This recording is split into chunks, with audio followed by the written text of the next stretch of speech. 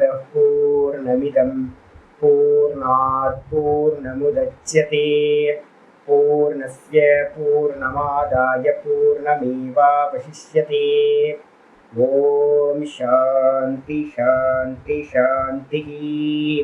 ॐ शुक्लाम्बरधरं विष्णुं शशिवर्णं चतुर्भुजं प्रसन्नवदनं ध्यायेत् सर्वविघ्नोपशान्तये। ॐ व्यासं वसिष्ठनप्तारं शक्ते पौत्रमकल्मषं पराशरात्मजं वन्दे सुखतातं तपोनिधिं। व्यासाय विष्णुरूपाय व्यासरूपाय विष्णवे नमो वै ब्रह्मनिधये वासिष्ठाय नमो नमः। ॐ गुरुर्ब्रह्मा गुरुर्विष्णुर्गुरुर्देवो महेश्वरः गुरुसाक्षात् परं ब्रह्म तस्मै श्रीगुरवे नमः। सदाशिवसमारम्भां शङ्कराचार्यमध्यमाम् अस्मदाचार्यपर्यन्तां वन्दे गुरुपरम्पराम्। ॐ यो ब्रह्माणं विदधाति पूर्वं यो वै वेदांश्च प्रहिणोति तस्मै तदेवमात्मबुद्धिप्रकाशं मुमुक्षुर्वै शरणमहं प्रपद्ये। ॐ शान्ति शान्ति शान्तिः। ॐ वसुदेवसुतं देवं कंसचाणूरमर्दनं देवकी परमानन्दं कृष्णं वन्दे जगद्गुरुं। यं ब्रह्मा वरुणेन्द्ररुद्रमरुतः स्तुन्वन्ति दिव्यैस्तवैः वेदैः साङ्गपदक्रमोपनिषदैः गायन्ति यं सामगाः ध्यानावस्थिततद्गतेन मनसा पश्यन्ति यं योगिनः यस्यान्तं न विदुःसुरासुरगणाः। देवाय तस्मै नमः देवाय तस्मै नमः। ॐ श्रीकृष्णाय परमात्मने नमः। श्रीकृष्ण कृष्ण कृष्ण। ॐ नारायणः परो व्यक्तात् अण्डमव्यक्तसम्भवम् अण्डस्यान्तस्मिन् लोकाः सप्तद्वीपा च मेदिनी। ॐ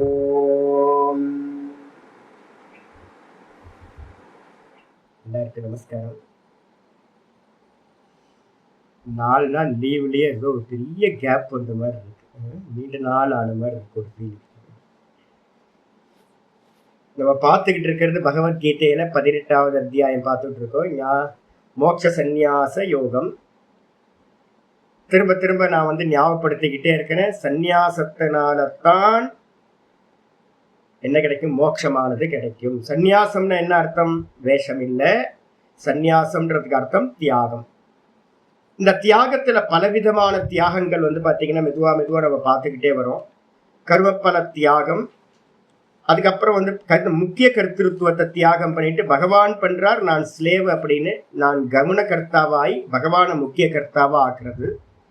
3வது ஸ்டெப் பாத்தீங்கன்னா சாஸ்திர ஞானம் மெதுவா வர வர வர இந்த 3 குணங்களை பத்தி படிக்க படிக்க நான் பண்ணவில்லை, நான் திரஷ்டாவா இருக்க, எல்லா கர்மங்களையும் செய்யறது பாத்தீங்கன்னா இந்த திரிகுணாத்மிகா மாயாப்படுது, நான் பார்ப்பவன் அப்படின்னு ஒரு கர்த்திருவத்தை முழுசா தியாகம் பண்றேன். இந்த 3 ஸ்டெப் வந்ததுக்கு பிறகு 4வது ஸ்டெப் பாத்தீங்கன்னா ஒண்ணு இருக்கு. ஜீவத்துவத்தை கல்பனா நம்ம என்னெல்லாம் பண்ணி வச்சிருக்கோமோ, நான் எனக்கு மேல என்னெல்லாம் கல்பனையை பண்ணி வச்சிருக்கோமோ அதெல்லாத்தையும் தியாகம் பண்றது தான் ஜீவ கல்பனையை தியாகம் பண்றது.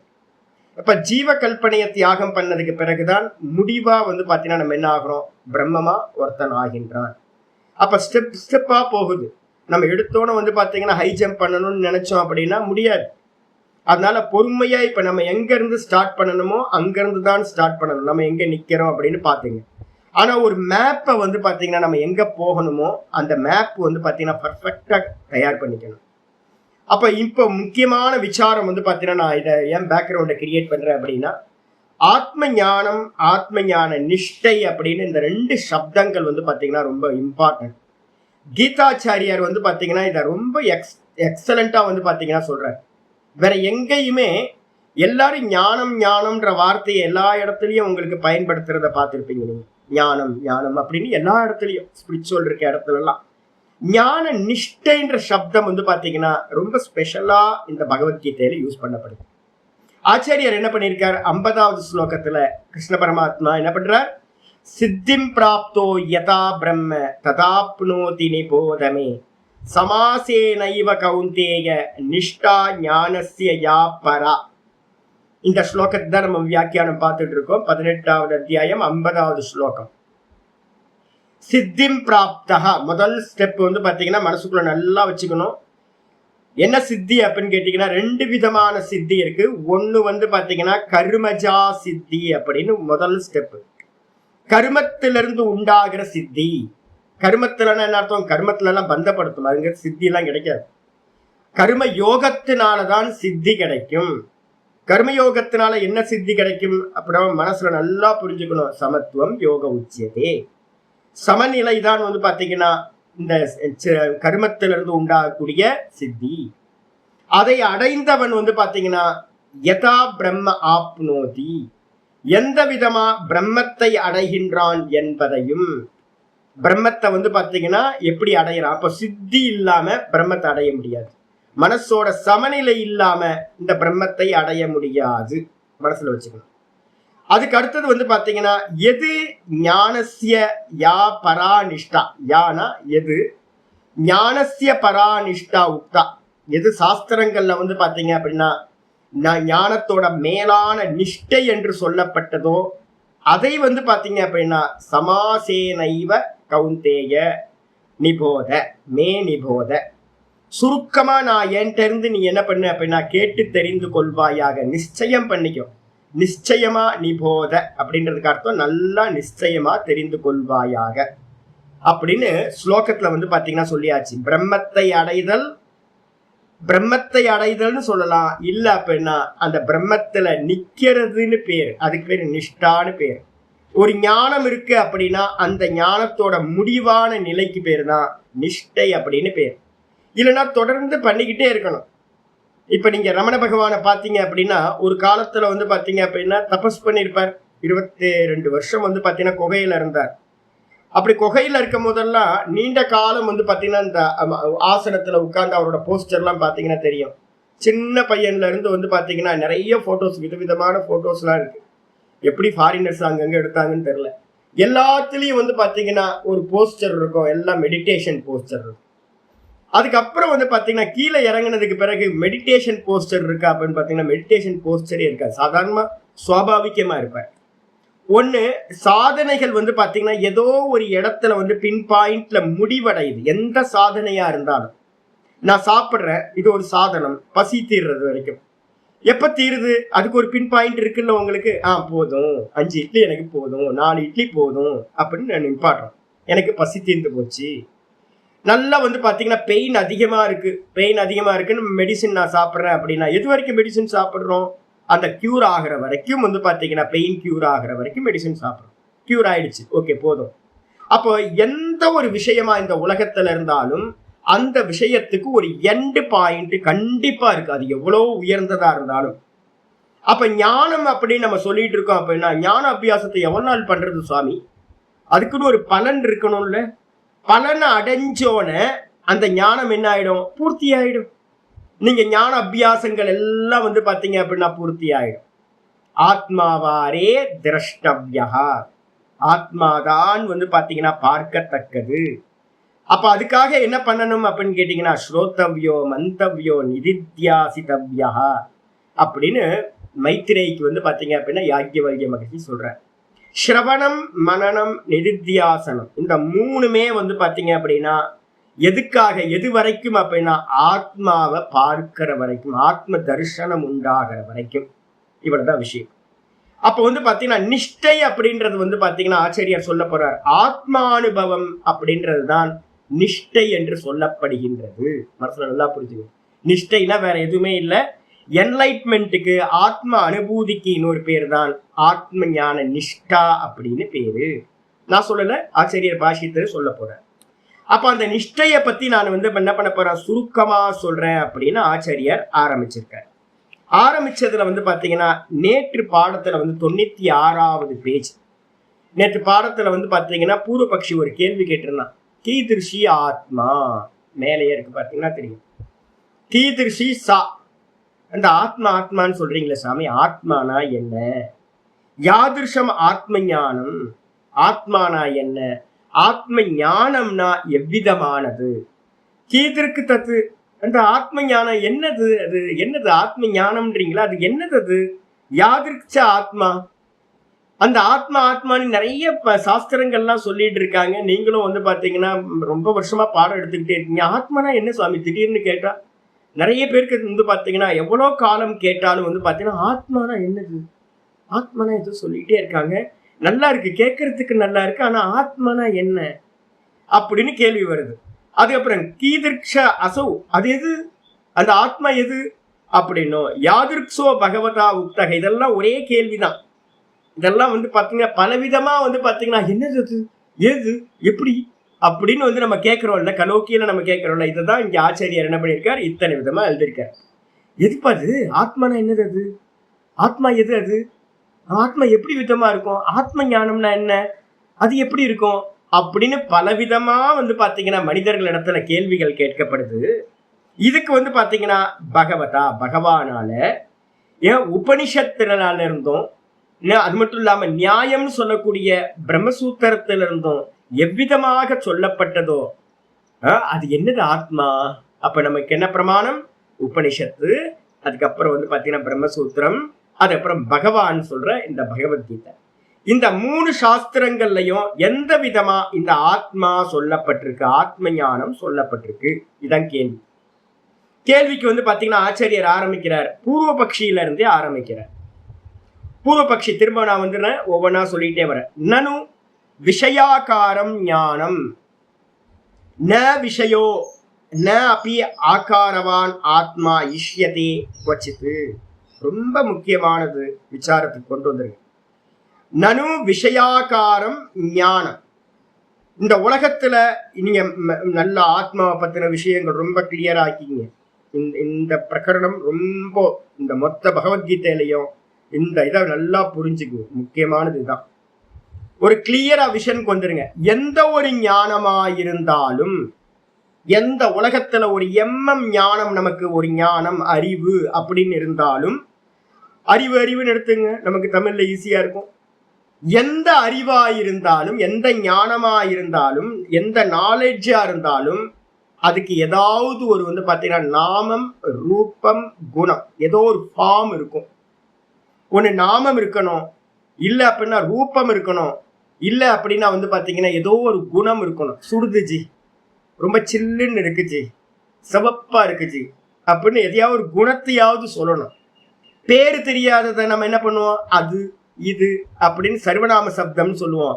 அது இது அவள் இவள் அப்படின்னு எதையாவது ஒரு பேரை சொல்லுவோம். நம்ம தெரியாதது கூட ஒரு பேர் வச்சிருக்கோம்.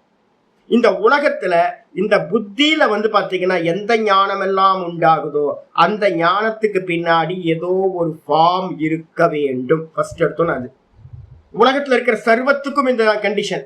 ஆனா ந விஷயோ ந அபி ஆகாரவான் ஆத்மா இஷ்யதே குவச்சித். இந்த உலகத்துல இருக்கிற சாஸ்திரம் படிச்சவங்க எல்லாரும் என்ன பண்றாங்க அப்படின்னு கேட்டீங்கன்னா, ஆத்மாக்கு பாத்தீங்க அப்படின்னா ஆத்மா ஆப்ஜெக்ட் இல்ல, விஷயம் இல்லை. ஃபர்ஸ்ட் எடுத்தோன்னு ஸ்டெப் ஒவ்வொன்னா போகும்.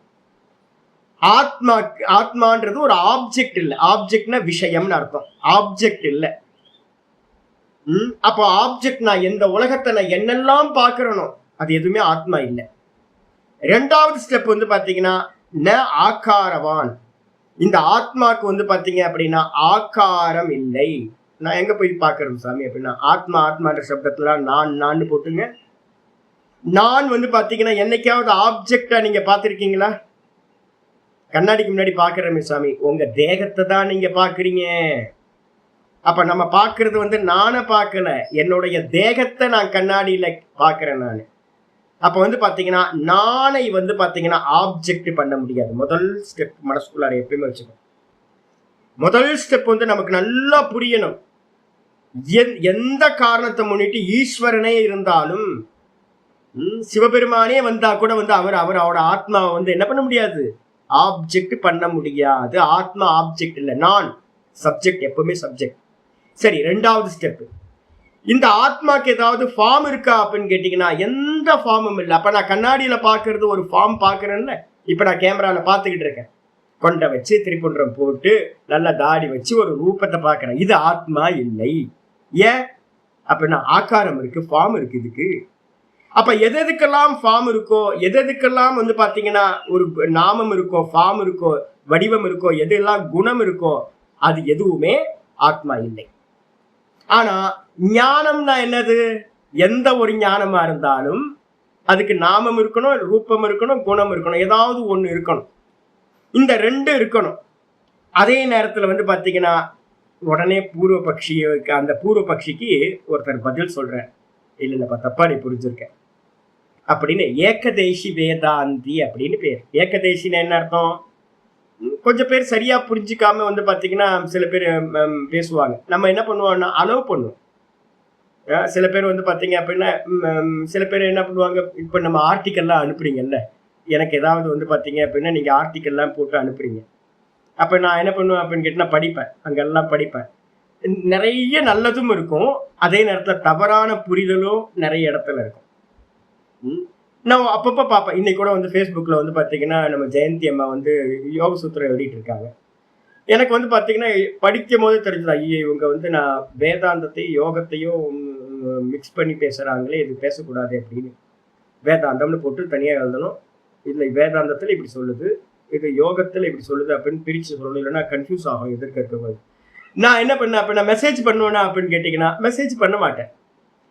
யாராவது வந்து பார்த்தீங்கன்னா இத்தனை பேர் ஆர்டிக்கல் எழுதி எனக்கு அனுப்பிக்கிட்டே இருக்கீங்களா, நான் என்ன சொல்றேன், கொஞ்சம் ஏதாவது ஒரு ஆன்சர் பண்ணணும் ஒழிய மற்றபடி ரொம்ப ரியாக்ட் ஆகணும்னு கேட்டிங்கன்னா ரியாக்டே ஆக மாட்டேன். ஏன் ரியாக்ட் ஆக மாட்டேன் அப்படின்னா, போக போக வந்து பார்த்தீங்கன்னா என்ன ஆகிடும், நீங்கள் கேட்க கேட்க நீங்களே உங்களுக்கு நீங்களே பியூரிஃபை ஆகிட்டே இருப்பீங்க. வேதாந்தம் கேட்க கேட்க கேட்க நம்ம தவறுகள் எல்லாமே நமக்கு வந்து பார்த்தீங்கன்னா திருத்த வேண்டி வந்துடும், நமக்கே புரிஞ்சிடும் எல்லாமே, ஒரு டைம் எடுக்க எடுக்க எடுக்க. அப்ப நான் என்ன பண்றேன் அப்படின்னு கேட்டீங்கன்னா, இப்ப யாராவது பேசுறீங்க அப்படின்னா கொஞ்சம் தப்பா பேசுனா கூட நான் என்ன பண்ணுவேன், சில சமயம் ஓகே ஓகேன்னு கேட்டுப்பேன். என்னன்னு கேட்டீங்கன்னா ஏகதேசி.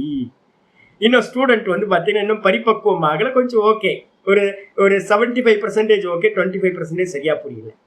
ஒருத்தர் 80% ஓகே, 20% பிரச்சனை இருக்கு. ஒரு 90% புரிஞ்சிருக்கு, ஒரு 10% இருக்கு. 95% சரியா புரிஞ்சிருக்காங்க, ஒரு 5% தான் இருக்கு. இப்ப இந்த பெர்சன்டேஜ்ல கம்மியான கொஞ்சம் கம்மி இருக்குல்ல, இவங்களுக்கு எல்லாத்துக்கும் என்ன பேர் சொல்லுவோம், ஏகதேசி வேதாந்தின்னு அர்த்தம். இன்னும் 100% ஃபுல்ஃபில் ஆகல.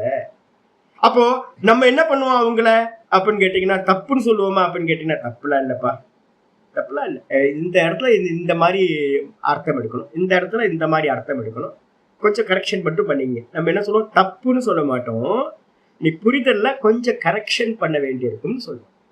புரியுதா உங்களுக்கு?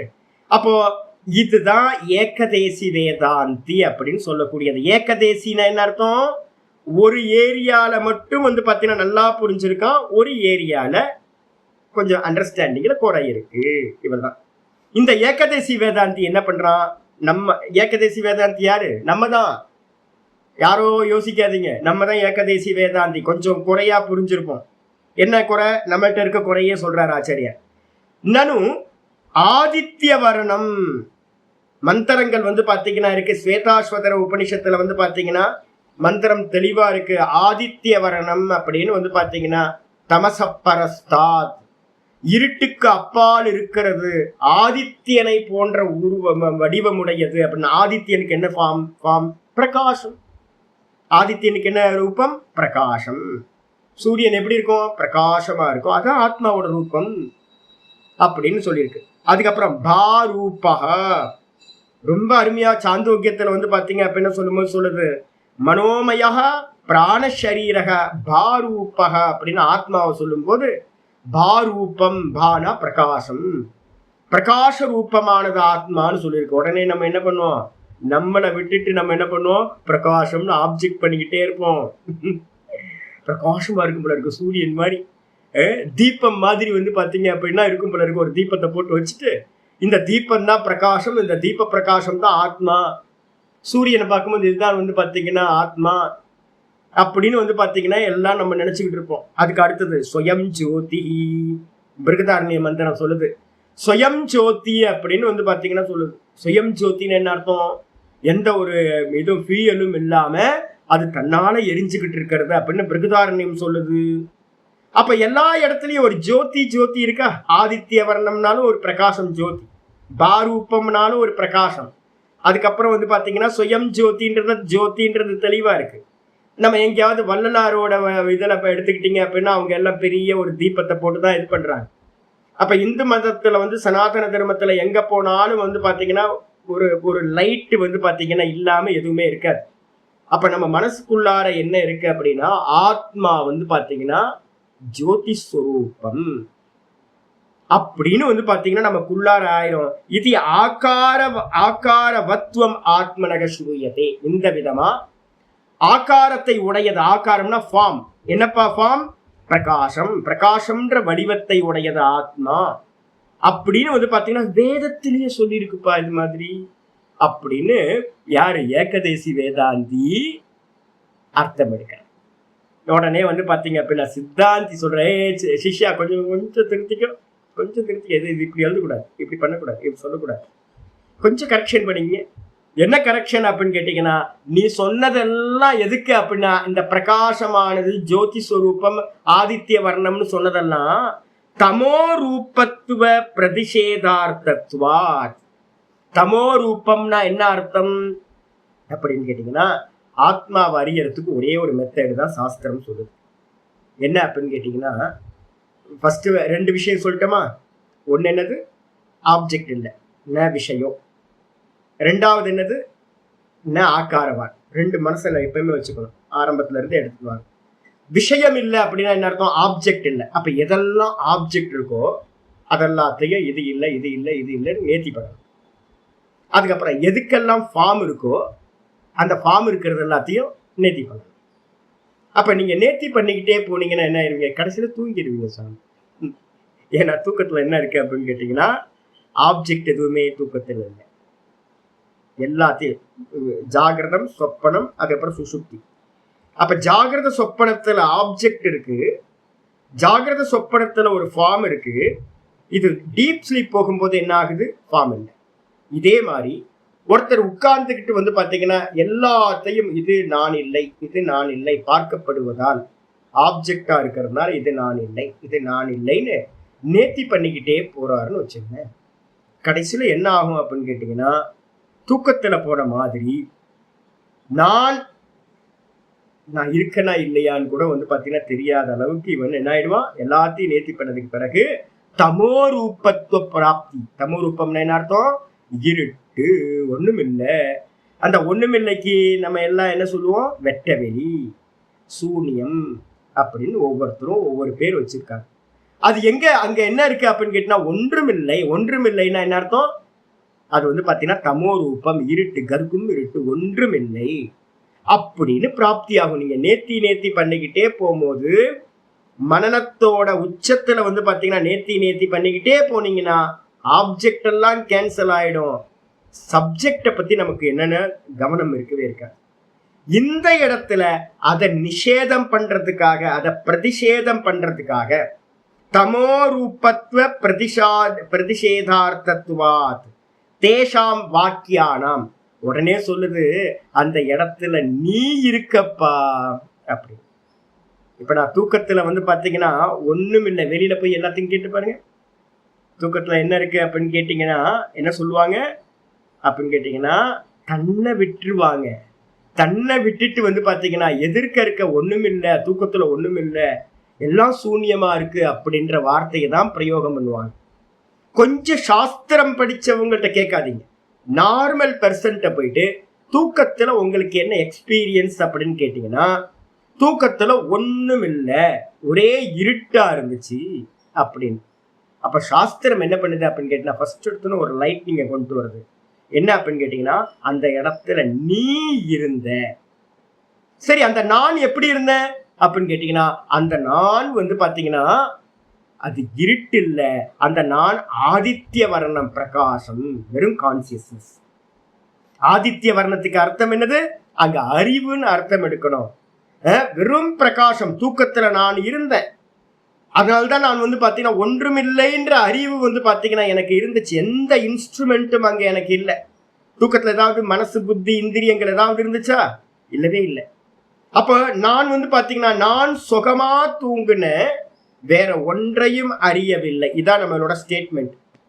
நம்ம தூக்கத்துல நம்மளுடைய எக்ஸ்பீரியன்ஸ் வந்து பாத்தீங்கன்னா, நான் ஒன்றையும் அறியவில்லை, நான் சுகமா தூங்குறேன். இந்த 2 தான் இருக்கு. இப்ப வந்து பாத்தீங்கன்னா அது ஒரு நாலேஜ் அப்படின்னா நாலேஜ் தான். இப்ப நான் கேட்கிறேன், ஒரு நாலேஜ் கிடைக்கணும் அப்படின்னா உங்களுக்கு என்னெல்லாம் வேணும் அப்படின்னு கேட்டீங்கன்னா, ஆப்ஜெக்ட் இருக்கணும். தூக்கத்துல ஆப்ஜெக்ட் இல்லை. அதுக்கப்புறம் வந்து பாத்தீங்க அப்படின்னா சென்ஸ் ஆர்கன்ஸ் இருக்கணும், மனசு இருக்கணும், புத்தி இருக்கணும். அதுவும் இல்லை. அப்ப சென்ஸ் ஆர்கன்ஸ், புத்தி, தேகம், ஆப்ஜெக்ட்னு எதுவுமே, சப்த ரூபரச கந்தங்கள் எதுவுமே இல்லை. ஆனா நமக்கு என்ன ஸ்டேட்மெண்ட் சொல்றோம் அப்படின்னா, நான் சுகமா தூங்கணும். சுகத்துக்கு வந்து பாத்தீங்கன்னா என்ன இருந்துச்சாங்க, சுகத்துக்கு அங்க ஆப்போசிட் வந்து பாத்தீங்கன்னா எந்த சப்தமோ ரூபமோ ரசமோ எதுவுமே இல்லை. 5 சென்ஸ் ஆர்கன்ஸ் விஷயம் தான் நம்ம சுகம் எடுக்கிறோம், அங்க எதுவுமே இல்லை. அப்ப நான் சுகமா தூங்குனேன்னு ஒரு ஸ்டேட்மெண்ட்டை சொல்றோம். சரி, சுகத்தை நீங்க அனுபவிச்சீங்க, கூட வந்து என்ன சொல்றீங்க, ஒன்றுமில்லை. ஆப்ஜெக்டை நீங்க என்ன பண்றீங்க, ஒன்றுமில்லைன்னு சொல்றீங்க. அப்ப ஒன்றுமில்லைன்னு சொல்றதுக்கு ஒரு நாலேஜ் வேணுமா உங்களுக்கு? அது ஒரு அறிவு தானே. நான் சுகமா இருந்தேன்றது ஒரு நாலேஜ். அதே நேரத்தில் நான் வந்து பாத்தீங்கன்னா ஒன்றையும் அறியவில்லை, வேற எதுவுமே இல்லை அப்படின்றது ஒரு நாலேஜ். அப்ப அந்த இடத்துல எனக்கு சென்ஸ் ஆர்கன்ஸ் தேவையில்லை, மனசு தேவையில்லை, புத்தி தேவையில்லை. அப்ப எதுவுமே இல்லாம அந்த இடத்துல நான் சுகமா இருந்தேன். அந்த சுகத்துக்கு பேர் வந்து பாத்தீங்கன்னா என்ன பேரு அப்படின்னா ஆனந்தம். இருந்தேன்னு நம்ம சொல்றோமே, அதுக்கு என்ன பேரு, சத்து. அதுக்கப்புறம் அறிந்தேன், ஒன்றையும் அறியவில்லைன்றத அறிஞ்சேன்ல, அதுக்கு பேரு சித்து. அப்ப என்னுடைய சுரூபம் என்னவா அப்படின்னு கேட்டீங்கன்னா, தூக்கத்துல என்னுடைய சுரூபம் சச்சிதானந்தமா நான் இருந்தேன். அப்ப அந்த சச்சிதானந்தத்துக்கோட சுபாவம் என்ன அப்படின்னா, அந்த இடத்துல சுபாவம் வந்து பாத்தீங்கன்னா வெறும் பிரகாசம். அப்ப தூக்கத்துல வந்து பாத்தீங்கன்னா என்ன இருக்குன்னு யாராவது கேட்டாங்கன்னா, நான் மாத்திரம்தான் தூக்கத்துல இருக்கேன். அப்ப அங்க சூன்யம், எனக்கு ஆப்ஜெக்ட் இல்லாம இருக்கக்கூடிய நான் இருந்தேன். அப்ப அந்த நம்மளோட அனுபவம் வந்து பாத்தீங்கன்னா, நம்ம என்ன பண்ணுவோம், தசமோசின்ற கதை இருக்குல்ல, 10வது ஆளை வந்து பாத்தீங்கன்னா மறந்துடுற. நம்மள மறந்துட்டு நம்ம என்ன பண்றோம், ஆப்ஜெக்ட்ல இருக்கிறதையே இல்லைன்னு சொல்ற மாதிரி நமக்கு ஒரு ஹேபிட் இருக்கு. அதை நிஷேதம் பண்றதுக்காக தான் மந்திரம் சொல்லுது, எல்லாம் நீங்கினதுக்கு பிறகு கூட, நேர்த்தி பண்ணதுக்கு பிறகு கூட நீ இருப்ப.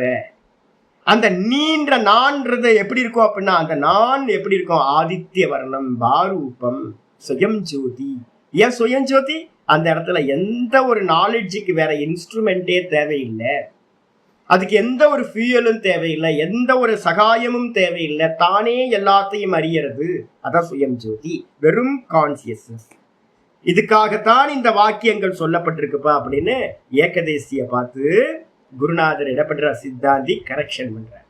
அதுக்கப்புறம் திரவிய குண ஆதி ஆகார பிரதிஷேதே இன்னும் கிளியர் பண்றாரு நமக்கு. இப்ப நம்ம என்ன பண்ணிருக்கோம், ஆப்ஜெக்ட் இல்லைன்னு சொல்லிட்டோமா முதல் ஸ்டேட்மெண்ட்ல.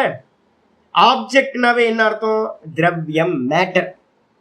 திரவியம் என்ன அர்த்தம், மேட்டர், வஸ்து. வெளியில எதெல்லாம் இருக்கோ அதெல்லாம் மேட்டர், ஜடம். அது கூட வந்து பாத்தீங்க அப்படின்னா குணம்.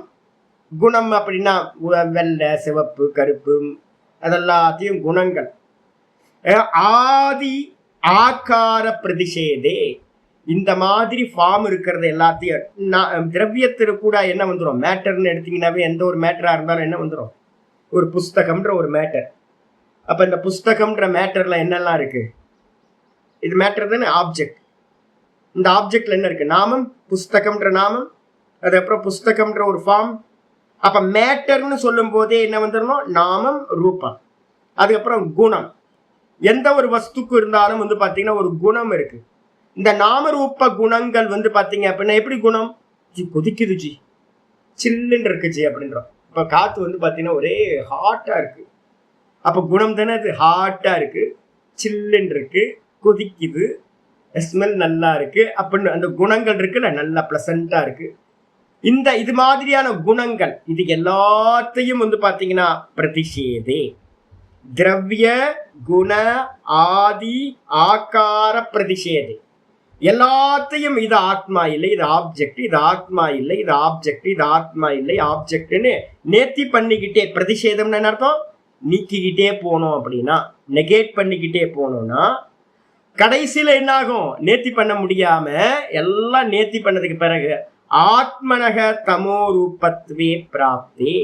ஆத்மா எப்படி இருக்கும் அப்படின்னா தமோ ரூபம், இருட்டு, ஒண்ணும் இல்லை, எல்லாத்தையும் நீக்கினதுக்கு பிறகு ஒண்ணுமில்ல அப்படின்னு ஒரு எண்ணம் நமக்கு உண்டாகும். ஒண்ணுமில்லன்னு ஒரு நிலை உண்டாகும் போது தத்து பிரதிஷேதார்த்தானி, அதை நீக்கிறதுக்காகத்தான். ஐயோ, நீ சப்ஜெக்ட விட்டுட்டு ஆப்ஜெக்ட தானே சொல்லிட்டு இருக்க. அங்க ஒரு சப்ஜெக்ட் ஒருத்தன் இருக்கானே, எல்லாத்தையும் நீக்கினதுக்கு பிறகு ஒருத்தன் இருக்கானேப்பா. 10 பேர் பாத்தீங்கன்னா ஆத்துல இறங்கி சிஷியர்கள் 10 பேர் என்ன பண்ணாங்க, போறாங்க வேற ஒரு கிராமத்துக்கு. 10 பேர்ல பாத்தீங்கன்னா முங்கி எந்திரிச்சு அடுத்த கரையில எந்திரிக்கும் போது எண்ணி பாக்குறான், 10 பேர் இருக்குமாப்பா அப்படின்னு கேட்டா ஒவ்வொருத்தரும் என்றான் 1 2 3 4 5 6 7 8 9. ஐயோ 9 பேர் தான் இருக்கான், 10வது ஆளுக்கான ஒருத்தன் தண்ணியோட போயிட்டான் அப்படின்னு சொல்றான். இன்னொருத்தன் சொல்றான், நானும் எண்ணி பாக்குறேன், இரு நீ தப்பா எண்ணிருப்ப. அவனும் என்ன பண்றான், 1 2 3 4 அப்படின்னு வரிசையா ஒவ்வொருத்தரையா என்றான். 9 பேர் தான் வராங்க. அவனும் சொல்றான், ஐயோ போயிட்டா, யார் போனதுன்னு தெரியலையே அப்படின்னு. ஒவ்வொருத்தரா எண்ணி பாக்குறாங்க. ஒவ்வொருத்தரும் என்ன தப்பு பண்றாங்க அப்படின்னு கேட்டீங்கன்னா, இப்ப எதிர்க்க இருக்கிறதையே எண்ணிட்டு இருக்காங்க. அந்த பக்கமா ஒரு குருநாதர் வர, அவர் பாக்குறாரு, ஐயோ உட்காந்து அழுதுகிட்டு இருக்கானுங்க 10 பேர். என்ன பாச்சு அப்படின்னா, இது மாதிரி நாங்க ஆத்துலையே அந்த கரையில இருந்து இங்க கரை வரும்போது 10வது ஆள் பாத்தீங்கன்னா அடிச்சுட்டு போயிட்டா, இப்போ 9 பேர் தான் இருக்கும். அவர் பாக்குற 10 பேர் இருக்கானுங்களே, எதுக்கு 9 பேர் இருக்கான்னு சொல்லிட்டு இருக்கானுங்க, எதுக்கு துக்கமா உட்கார்ந்துருக்கானுங்க அப்படின்னு புரிஞ்சு போச்சு இவருக்கு. என்னன்னா, தன்னை விட்டுட்டு இவனுங்க பாத்தீங்கன்னா ஆப்ஜெக்ட்ல இருக்கிறதையே எண்ணிக்கிட்டு இருந்திருக்காங்க அப்படின்னு. அதை என்ன பண்றாரு, ஒரு குச்சி எடுத்து ஒவ்வொருத்தரா நான் சொல்ல சொல்ல உள்ளே நையா உள்ளே நையான்னு அட்டெண்டன்ஸ் கொடுக்குற மாதிரி சொல்லணும். ஓகே, ஓங்கி ஒவ்வொருத்தரா அடிக்கிறார்.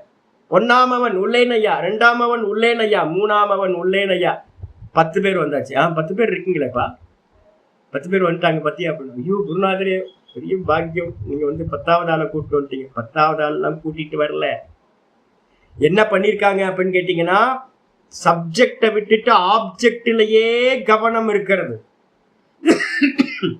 இப்ப தூக்கத்திலையும் நம்ம என்ன பண்ணிருக்கோம், வெளியில போய் இப்ப நான் சொல்ற ஸ்டேட்மெண்ட் நீங்க அப்படியே போய் கேட்டு பாருங்க. வெளியில ஒவ்வொருத்தட்டியா வீட்டுல இருந்து ஆரம்பிங்க. இப்ப வேதாந்தம் நீங்க கேட்டுக்கிட்டு இருக்கீங்க, வீட்டுல இருக்கவங்க மத்தவங்க கேட்கல இல்ல, வீட்டுல இருந்து ஆரம்பிங்க. பால்காரன் வர பால்காரன்ட்ட கேட்டு பாருங்க, கீரைக்காரி அம்மாட்ட கேட்டு பாருங்க, ரோட்ல போறவங்க ஒவ்வொருத்தட்டையும் ஒரு இன்டர்வியூ பண்ணுங்க. தூக்கத்துல உங்களுக்கு என்ன எக்ஸ்பீரியன்ஸ், தூக்கத்துல உங்களுக்கு என்ன எக்ஸ்பீரியன்ஸ்ன்னு கேட்டு பாருங்க.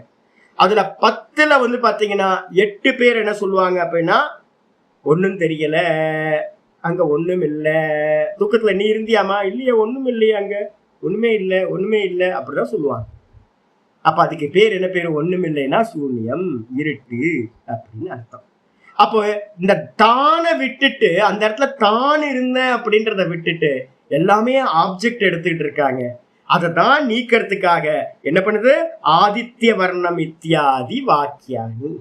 அந்த அந்த தது பிரதிஷேத தமோரூபத்துவம் அடையப்படும் ஒண்ணுமில்லைன்னு, அந்த ஒண்ணுமில்லைன்றத நீக்கிறதுக்காகத்தான் அந்த இடத்துல ஆதித்ய சொரூபமா பிரகாசமா, பிரகாசம் எதை குறிக்கிறது அப்படின்னு கேட்டீங்கன்னா நான் அப்படின்ற அறிவை குறிக்கிறது.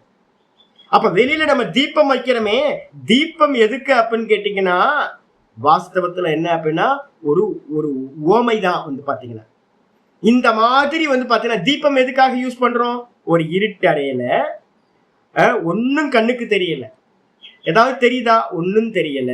அப்ப ஒன்னும் தெரியல அப்படின்னா ஒரு லைட்டை கொண்டு வரும்போது, ஒரு தீபத்தை கொண்டு வரும்போது அந்த ரூம்ல இருக்கிறது எல்லாம் தெரியுது. இருட்டறையில இருந்ததெல்லாம் பிரகாசிக்குது, எல்லா வஸ்துவும் தெரியுது. ஆமா தெரியுது.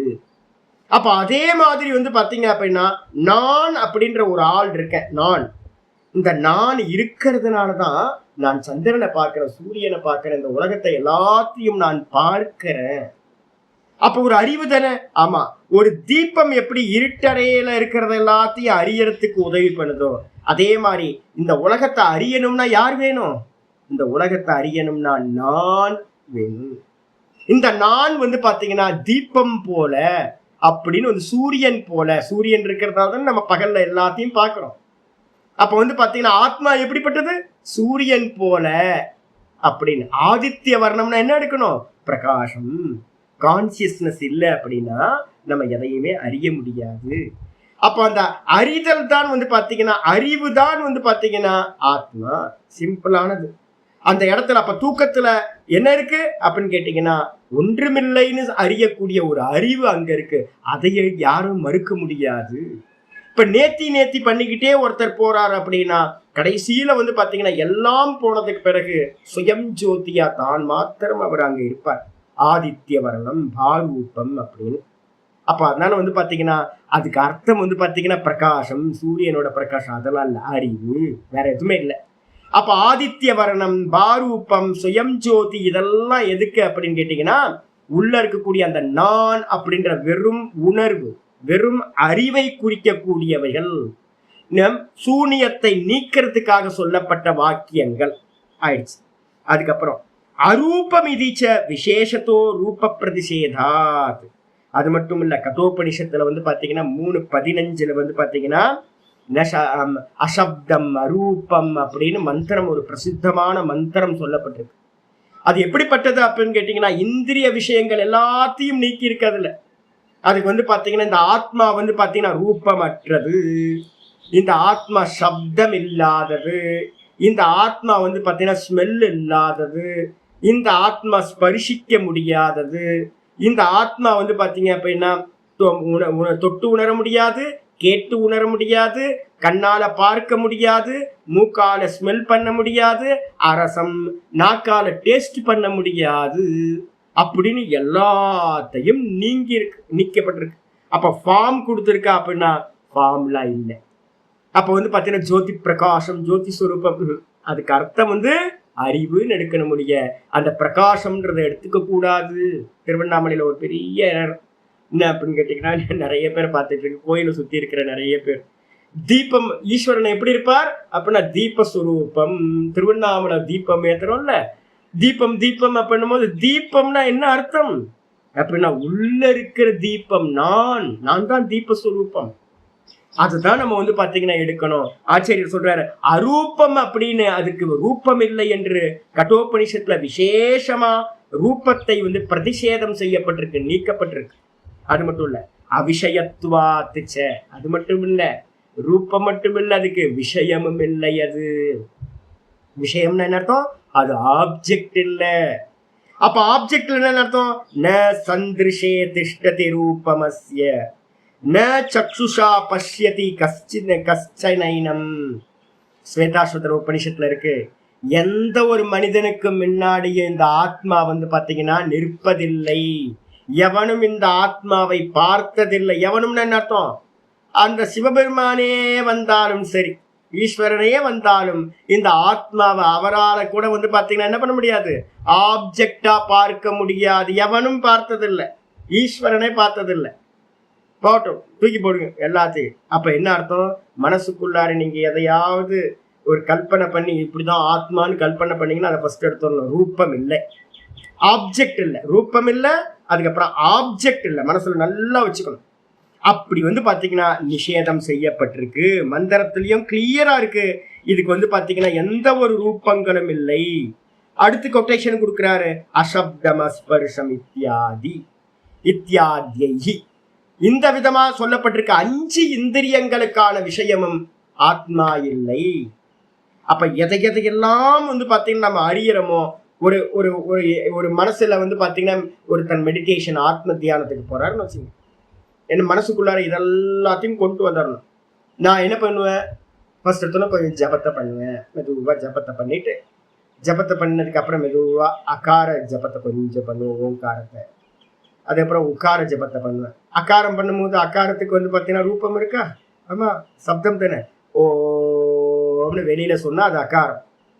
அதே வந்து பார்த்தீங்கன்னா உள்ளுக்குள்ளார ஓம்னு உள்ளுக்குள்ளார சொன்னாலும் அது உக்காரம். அதுக்கும் வந்து மனசோட தாட்டு தானே அது ஓங்காரம்ன்ற சப்தம் வந்துருது இல்லை உங்களுக்கு. மகாரத்திலேயே சப்தம் இருக்கா? ஆமா, மகாரத்திலேயே சப்தம் இருக்கு. அகார உகார மகாரங்கள். அப்ப ஆத்மா வந்து அகார உகார மகாரமான்னு கேட்டா என்ன சொல்லுவீங்க? இல்லை, மூன்றும் இல்லை, அகாரம் இல்லை, உக்காரம் இல்லை, மகாரம் இல்லை. அப்போ பாத்தீங்கன்னா மூணுத்தையும் விட்டுட்டு வெறும் மனைய பாத்தீங்கன்னா தான் வெறும் பிரகாசமா நிக்கிற. அப்போ பாத்தீங்கன்னா என்ன பண்ணணும், நான் இருக்க, இவ்வளவுதான். நான் அறிய முடியுமா? அப்ப நான் முடியவே முடியாது. அந்நியதேவ தது விதித்தாத விதித்தாததி. கேனோபனிஷத்துல பாத்தீங்க அப்படின்னா 3:1-3 ஒரு மந்திரம் சொல்லுது, அறியப்பட்டதற்கெல்லாம் அது வேறானது. மனசுல நல்லா புரிஞ்சுக்கணும். நம்ம எதையெல்லாம் அறியறோமோ, எக்ஸ்பீரியன்ஸ் பண்றோமோ, மெடிடேஷன்ல உட்கார்ந்துட்டு நிறைய பேர் என்னை சுத்தி 25 வருஷத்துல சொன்னது என்னன்னு கேட்டீங்கன்னா, இங்க நிறைய பேர் இருக்காங்க. இங்க ஒரு அம்மா வருவாங்க, எனக்கு ரொம்ப பரிசுத்தமான அம்மா, நல்ல அம்மா, நல்ல மெடிடேட்டர். நான் ஒவ்வொரு நாளும் அவங்கள பார்க்கும் போது எனக்கு ஐயோ ஒரு நல்ல குருநாதர் கிடைச்சா சூப்பரா இருந்திருக்கு. ரமண பகவான் மட்டும் இப்போ உயிரோட இருந்திருந்தா நிறைய கரெக்ஷன் பண்ணியிருப்பாரு. ரமண பகவான் இல்லாததுனால என்னாச்சு, அவங்கவுங்க புரிஞ்சதை அவங்கவுங்க எடுத்துக்கிட்டாங்க. டெய்லி பார்த்தீங்கன்னா அந்த அம்மா என்ன வாரத்துக்கு ஒரு நாள் மீட் பண்ணுவேன். நான் பாப்பா ரெகுலரா வாரத்துக்கு ஒரு நாள் நின்று பேசுவோம். அப்படி நின்று பேசும்போதெல்லாம் 2-3 அம்மாக்கள் இருக்காங்க இங்க. எல்லாரும் என்ன பண்றாங்கன்னா, ஒரே ஒரு விஷயம் தான், எனக்கு இந்த எக்ஸ்பீரியன்ஸ் உண்டாச்சு, எனக்கு இந்த எக்ஸ்பீரியன்ஸ் உண்டாச்சு. எக்ஸ்பீரியன்ஸ்னாவே மனசுல திருஷ்யம் ஆயிடுதா, அது அனுபவமா ஆப்ஜெக்ட் ஆயிடுதா? எக்ஸ்பீரியன்ஸ் பண்ணணும் அப்படின்னாவே அது ஒரு ஆப்ஜெக்ட் தானே நீங்க எக்ஸ்பீரியன்ஸ் பண்ண முடியும். ஏதோ ஒரு நாமம், ஏதோ ஒரு ரூபம், ஏதோ ஒரு விஷயம் பார்த்தீங்கன்னா ஆப்ஜெக்ட் வரும், இல்லைன்னா எக்ஸ்பீரியன்ஸ் வரவே வராது உங்களுக்கு. அப்ப எக்ஸ்பீரியன்ஸ்ல போய் மாட்டிப்பாங்க எல்லாரும் பாத்தீங்க அப்படின்னா. அப்போ ஆத்ம தியானம் பண்றவனுக்கு பாத்தீங்கன்னா முதல்ல முன்னாடி மனநத்தை இது பண்ணிக்கணும். அந்நியதேவ தத் விதித்தாத் கேனோபனிஷத் சொல்லுது, அறியப்பட்டதற்கெல்லாம் அது வேறானது. எதெல்லாம் அறியப்பட்டது? ஜாகிரதத்துல இருக்கிற எல்லாம் நம்ம அறியறோம். ஜாகிரதத்துல இருக்கிற பரமஹம்சானந்தான்ற ரூபத்தை நான் அறியறேன், கண்ணாடிக்கு முன்னாடி இந்த உலகத்தையும் பார்க்கிறேன். அப்ப இந்த ஜாகிரதம் எல்லாம் அறியப்பட்டது. அதே மாதிரி சொப்பனத்துக்குள்ளார போற, சொப்பனத்துல எனக்கு ஒரு கேரக்டர் கிடைச்சது, சொப்பனத்து லோகமும் நான் பார்க்கிறேன், அறியப்பட்டது. அப்ப ஜாகிரதம் சொப்பனம் ரெண்டுத்துல இருக்கிறது எல்லாம் அறியப்பட்டது. அதுக்கப்புறம் இந்த ரெண்டுத்துக்கு அந்நியமானது ஆத்மா. அதுக்கப்புறம் 2வது ஸ்டேட்மெண்ட் சொல்லுது, அவிதிதாதி. அவிதிதாத் அப்படின்னா அறியப்படாததற்கும் அது மேலானது. தூக்கத்துல என்ன இருக்கு? நான் ஒன்றும் அறியவில்லை. அப்ப நான் வேற ஒன்றையும் அறியவில்லைன்னு சொல்றேன்ல, அதுக்கும் அது மேலானது. அப்ப வேற என்ன சாமி இருக்கு? நான் இருக்கேன்ல, நான் ஒன்றையும் அறியவில்லை.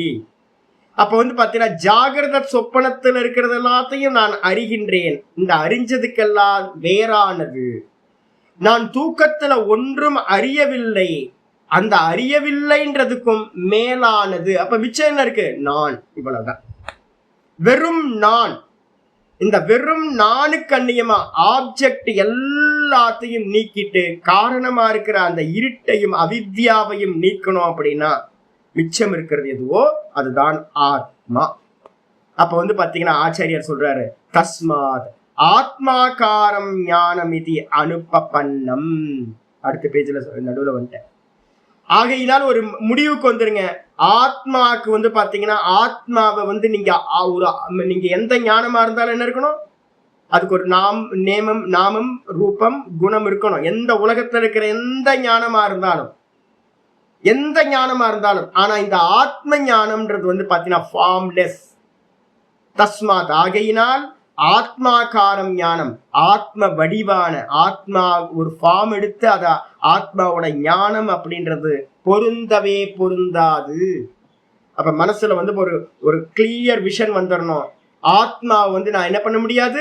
வெளியில பார்க்கின்ற வஸ்துக்கள் மாதிரி எக்ஸ்பீரியன்ஸ் பண்ண முடியாது, அறிய முடியாது, அனுபவிக்க முடியாது. ஆத்மா அனுபவம்ன்ற சப்தம் ரொம்ப முக்கியமானது. அப்ப ஆத்மா அனுபவம்னா நிறைய பேர் என்ன நினைச்சிட்டு இருக்காங்க, ஆத்மா அனுபவம்னா நம்ம ஆப்ஜெக்ட் பண்ணுவோம் போல இருக்கு அப்படின்னு. அது ஆப்ஜெக்ட் இல்லை, அதுக்கு ஃபார்ம் இல்லை. முடிவுக்கு வந்துடும். அப்போ பாத்தீங்கன்னா பூர்வபக்ஷி சிஷ்யன் கேட்கிறான், கதம் தருகி ஆத்மனோ ஞானம். அப்படின்னா ஆத்மாவோட ஞானம் எப்படி சாமி உண்டாகிறது?